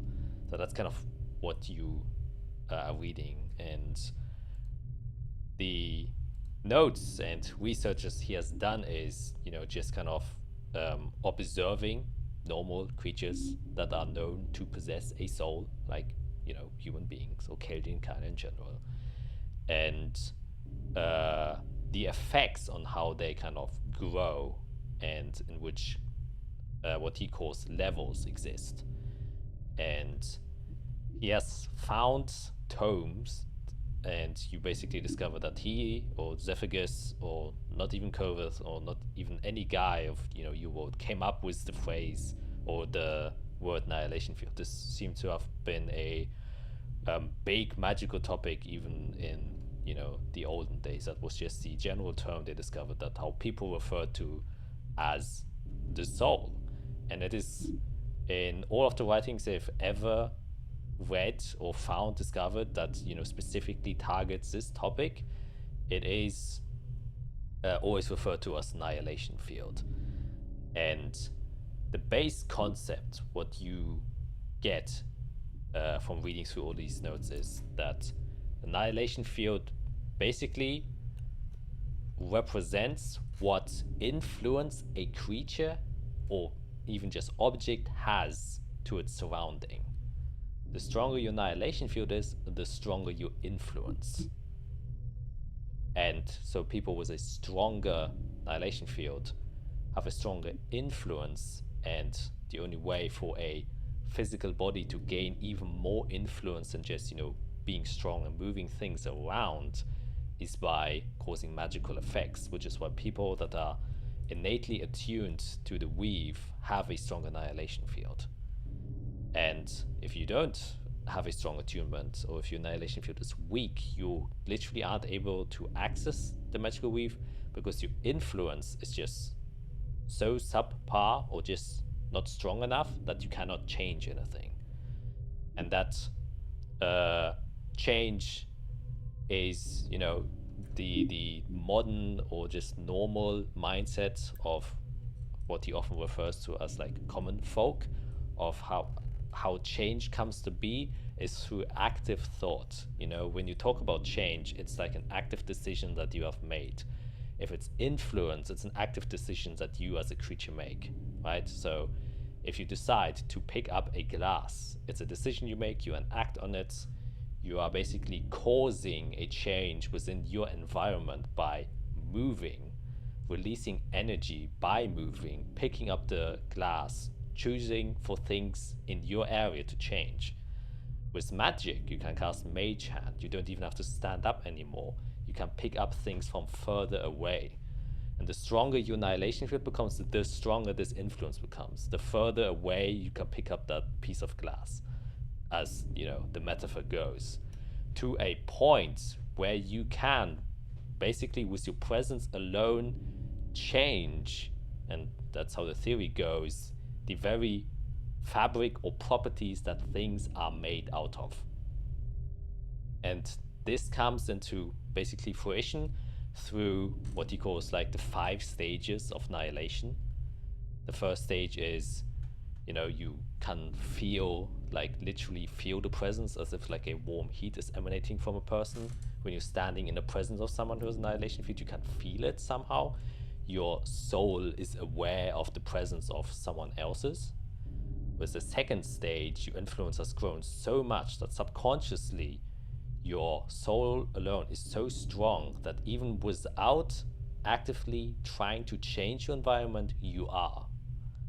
And so if you ever confront someone else with another annihilation field, it's basically which annihilation field's power is the one strong enough to change whatever's happening, which, you know, can have several different effects. As you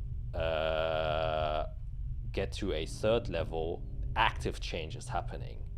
It's not only, the second stage is usually only like visual changes that can have like slight alterations happening around you. As soon as you gain the third level, you exude a literal physical influence. You are physically changing the world around you just by existing. So, for example, things that emanate just a large amounts of heat without requiring any heat source, or making things cold without having anything cold, or having things pulled towards them without using any of the energies they have. It's just your soul is so strong, it is actively influencing everything around. With level 4, that effect just to a greater extreme. The range increases to literal radii of miles, that you can literally change anything in a specific way. And the change occurs, obviously, as he's writing, dependent on how your soul is built up. Every annihilation field is unique. He has read about the presence of dragons and how often they are portrayed as these, you know, very strong magical beings, and often they came with specific effects that happened that have, and were often like referred to as like king's presence. Like if you're in the vicinity of a dragon or some great creature, there's just this, you know, dominant presence that you're feeling, and the presence you're feeling is this annihilation field. Most notably, the red dragons were famous for having, you know, creating literal lava regions around them just from the heat that emanate from the annihilation fields. And obviously, 5, you now have active control over this dominating annihilation field, and you can literally change partially the souls of anyone else within your annihilation field, because the influence is so much stronger than the other ones. You can shape them. You can basically shape souls in very minor degrees, and that's like the grounded level of, you know, things you can see. You've experienced bits and pieces of it. You would assume after reading this that the light commander that you met must be around either level 3 or level 4, but not more than that. Zephyrus himself, you've never really seen him do active thing, but he managed to cancel out the light commander's effect. So if the light commander was level 3, then Zephyrus is level 4, or if the light commander was level 4, Zephyrus must have been level 5, since he was able to kind of bring him down. And then he writes further, as he kind of, you know, looked at many different peoples, and he lists that, you know, Corvus has reached a certain presence within himself, and people that undergo a lot of stress in a short period of time often exude these more influences, because they are in contact with things that are directly either connected to the weave or something that just develops the soul, or the interaction of the soul with the environment to such a degree that it becomes interchangeable. You are the change, basically. Everything you do, every active thought that you have is always related to a influence that has a large impact on the world. And that is like the main takeaway. Anyone with a big annihilation field, or even just presentable, the influence that they have just grows and grows and grows, not only on like a personal scale, but on like a global scale. So it's, and that's where it becomes more theory and less like things he has observed. The amounts of evidence he has to collect about the theory of, you know, national global influence of annihilation field kind of heavily deep into what he believes to be like, you know, fate-bound people, stuff like that. You know, people have seeked the stars to see how or which person can gain a strong annihilation field, and whether or not a strong annihilation field is directly connected to a different subject, omens. But that goes into an entirely different category. But basically, the end quote of his theory on annihilation field is, he believes that people who have a strong annihilation field are destined to, or not just destined, it is a physical law of having a strong annihilation field that you will influence and shape the world around you in a large way. That is what your annihilation field literally stands for. You cannot have a large annihilation field and not influence the world around you. That doesn't work. It's like one and the same thing. Strong annihilation fields equals big influence. So as soon as you lose influence, your annihilation field in that regard will also just kind of deteriorate. Since it's like fire will burn everything around it, right? You can't say it doesn't do that. Like, you can't just have the flickering flame and the light but not the heat. It is one and the other, and you cannot separate them. And that's kind of the theory. But once again, that is a theory that he thinks is the cause. And last but not least, keep going. Last but not least, he also thinks that the change doesn't have to occur, like again, how common folk perceive change. It doesn't mean, you know, literally, you know, building something or breaking something. It can happen in abstract ways. So people changing their minds, political changes, and all of that stuff. Everything that's related to change, even the weather, is connected to annihilation field. So, in theory, could assume that the Light Commander may have lost a lot of influence after what we did. And it might have knocked him how down a long peg. it takes. Yeah, I don't know. But according to this theory, it could, if we believe in that theory, it could be possible. Could be. He might want to regain more influence to become powerful again. I'm sure they're not done. Yeah, that's the thing, right? It's always about power.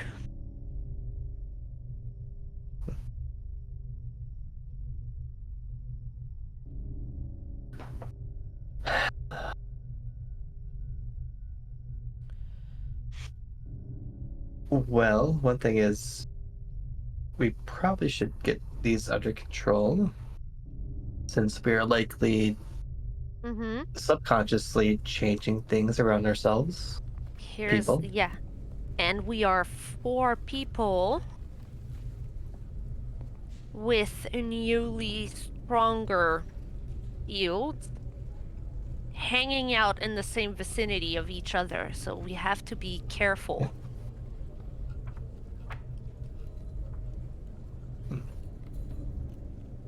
Yeah, and no offense to anybody, but none of us really look like the kind of people who should have this this kind of power. I mean, I was destined to be a noble person and do diplomacy and all that, but not in that way. Yeah. You know? Not in that shape. That's not what I was thinking I would end up doing in my life, right? Just subconsciously shaping the world around me. I would have always thought like I would debate and deal and talk and stuff change, you know, not just my soul doing the change, Yeah. right? Yeah. And to what extent, right? Like, It does kind of explain the heart that we found as well. Its soul was strong enough to constantly emit lava, and it could literally bring statue to life in its form. mhm. That's its soul affecting things around it. Yep. And it could have, you know, erupted. Mhm.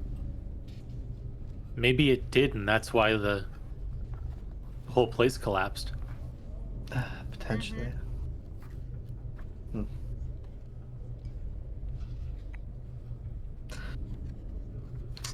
So are there any notes on controlling your soul 101? You know? Well, basically, what this was all about is you are already controlling it. You have decided to kind of release it in a uncontrolled state. There is whatever is like shown off as your annihilation fear, however it is being perceived by other people as a result of your doing.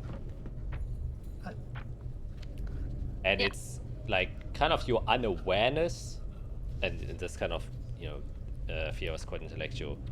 You realize it's the unawareness of, you know, just this power that is making them being so strong right now, because parts of you is just wishing to see them more because you don't really know what this is, and this kind of subconsciously fuels you to, you know, keep changing basically the visual space around you to cause this effect.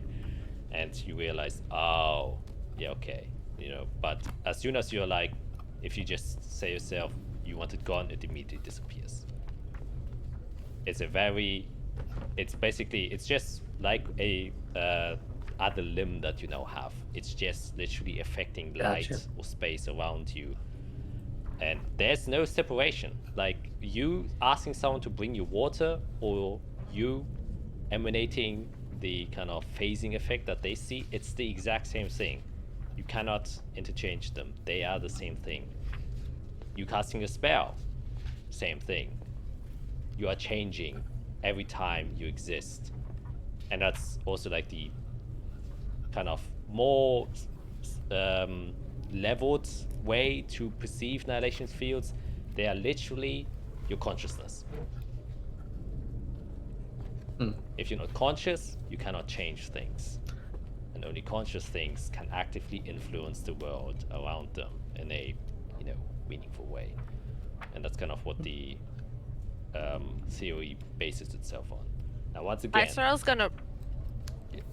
yeah, no, Yeah. you say. Isarel's gonna roll up her sleeves and look at her arms, and you know how the things are represented on her arms, and she's gonna start playing with it a little bit, and like she's gonna make one arm glow more and the other one like kind of look like a tattoo on her, so it's like basically like it looks like it's just drawn on her skin. And she's gonna then, like the one that's glowing, she's gonna make it that way and like stop glowing, and then the other one start glowing. Just kind of like try to understand a little bit like more about that thing that is like it's subconscious, but also I'm in control of it, and just kind of play around with it. Yeah, I think the best part how I can like compare it to is breathing. And you can do it subconsciously, which you do like 99% of the time, but you can also do it consciously. You can take deep breaths in and deep breaths out. You can hold your breath, but most of the time you just do it subconsciously. And that is what your annihilation field is currently at. It's the same as breathing. So when you're like doing the changes, it feels like you're casting thaumaturgy. It also is, you know, you can just actively create these sparks or create a smell or dim the light somewhere. No different.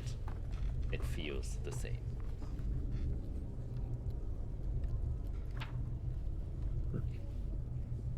It's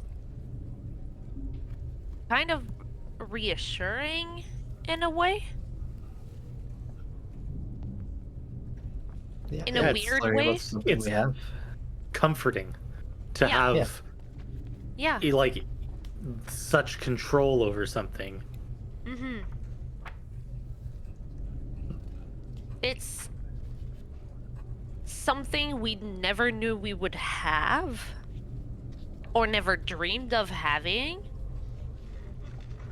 And now that we've discovered it, it's comforting to know that it's not just going to explode on us at some point.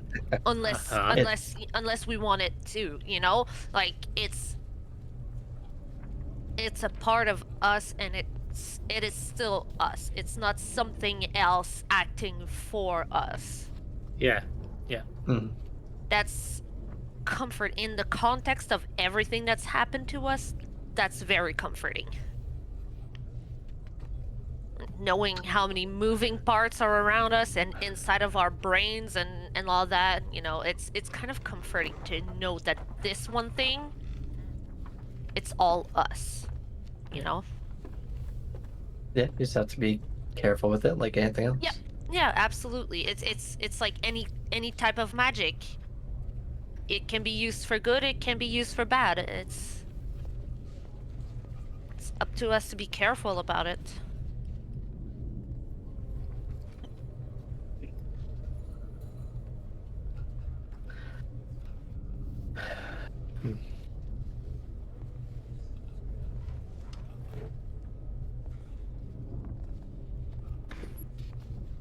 Well, anything else while we're up here? Down here? Not up. Up, down, we don't know anymore. I don't know if there's anything worth researching in the ravine. I think Yep. anything about the ravine we want to know we'll learn while in the ravine. Pretty much.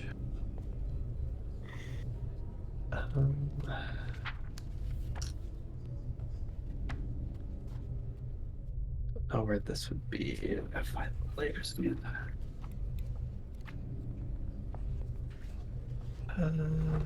Sensor, history, events, creatures, artifacts.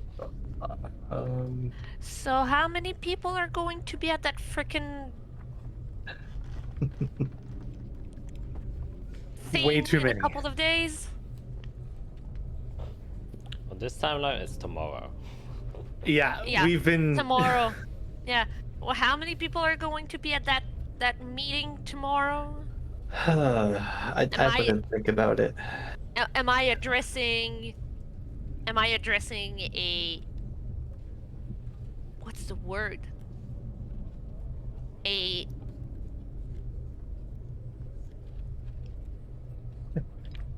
Oh my gosh, group a of- crowd. Yeah, Crowd. Sorry, a crowd, there you I go. couldn't fight. I only had the word in French, and I was like, "What's the English word?" Am I addressing a crowd of people, or am I addressing? assume so. I think a That's what it- crowd, probably Yeah. nobles, probably politicians. There's Yeah, ways are to we send talking- images. Are we talking hundreds, or are we talking like 20? I We never imagine asked, probably right? I don't know. the We way never it asked. sounded like it was a lot of people.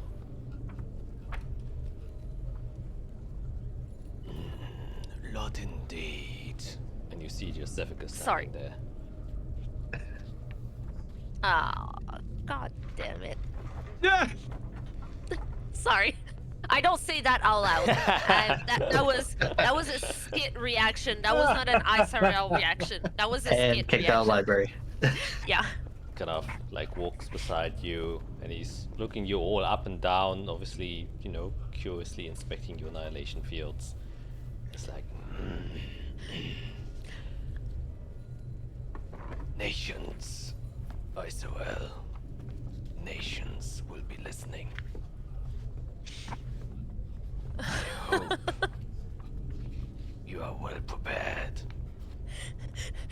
And that is where we're gonna end today's session. God Yeah, you- damn it. God damn it. Well prepared. Okay. You get to have a Okay. speech. Okay. Okay. No pressure at all. No pressure. Nope. No pressure. No pressure. No pressure. No pressure at all. Pressure at all. God damn it. What am I even supposed to talk about? There's peace is happening. Yeah, peace. The war's over. We're trying to work together. I don't know. I would mean- frame it in a way that every nation's going to be watching. So, what do you say to every nation at this moment in time in history? Yeah. Make things better. You're Martin Mm, Luther Yeah, King. nice. Just break it down to really small things. Yeah. Keep it, Your message to the world. Ooh boy, how far you have come. Yeah, message of hope to the world. Yep. Ugh. You just like And we're supposed to introduce the Fate Weavers. Yeah. As the heroes. We don't have to work. Right, Yeah. right. Like it doesn't add any pressure at all on that fucking Yeah. speech. Yeah, our introduction as well. As now a level 13 party in the country. Oh my god. yeah, you're like in the top 1% of people in terms of active power. Yikes. Like level 13. Yikes. Friggin' high. Mhm. Yeah. And now you know why. Maybe your annihilation fields have grown so strong because you're about to address the literal continent. Yep. Who knows? If your speech is good Yeah. enough to get level. Yeah. It's like, Yep. We are officially level 2 annihilation field. Yep. Mm-hmm. 3, we get an active thing. 4, we get a super active thing. 5, we get a super duper active thing. Yeah. Ultra, super, mega duper. Yeah. Yeah. Yeah, if I was a Oh, monk, man. I'd just be going Super Saiyan. Super Yeah. Saiyan 2, Super Saiyan 3. Yeah.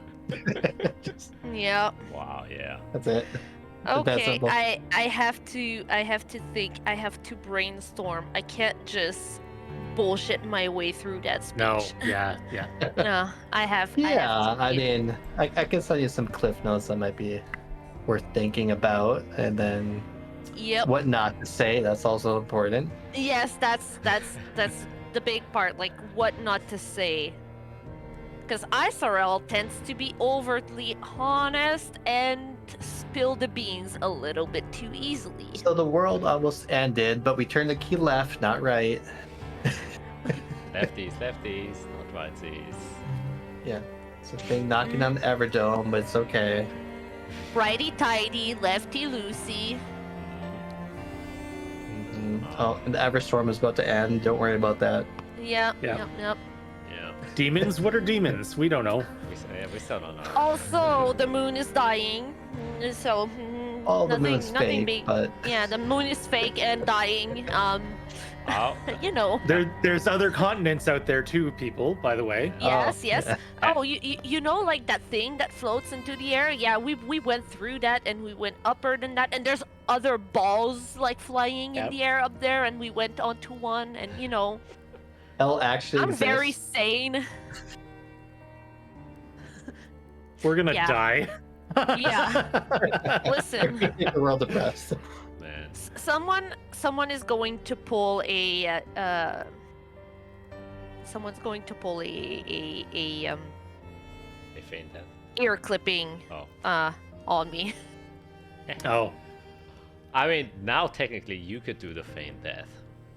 To kind of Uno reverse. Yeah. If you feign death, that's Listen. Uno reverse. You're like, Listen. now it's my turn. Listen. I will be honest. It has been on my mind. Oh gosh. However, Iserel is not that type of girl anymore. Oh. Not anymore. She's grown. She has grown. It was her favorite tactic when this all started, and she hasn't used it.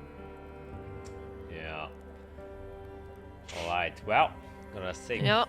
goodbye for now, and very much excited. Please like and subscribe to encourage Skit to write an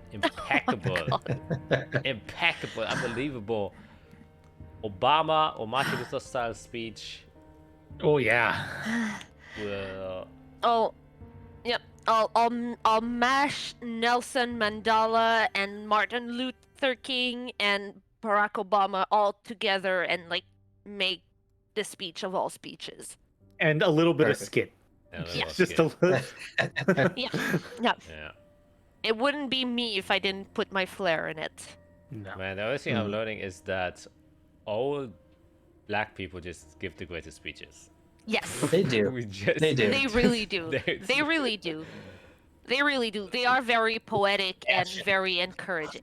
Passionate. Yeah. Very passionate. Yeah. Okay, maybe this Yeah. this will get me cancelled for saying that, but it is Absolutely a positive. not. We love it. Yeah, positive message. We love it. Anyways, see you guys next week, and check out the speech. Encourage in the comments. That'd be so funny if we suddenly get a lot of comments. Bye. Oh my God.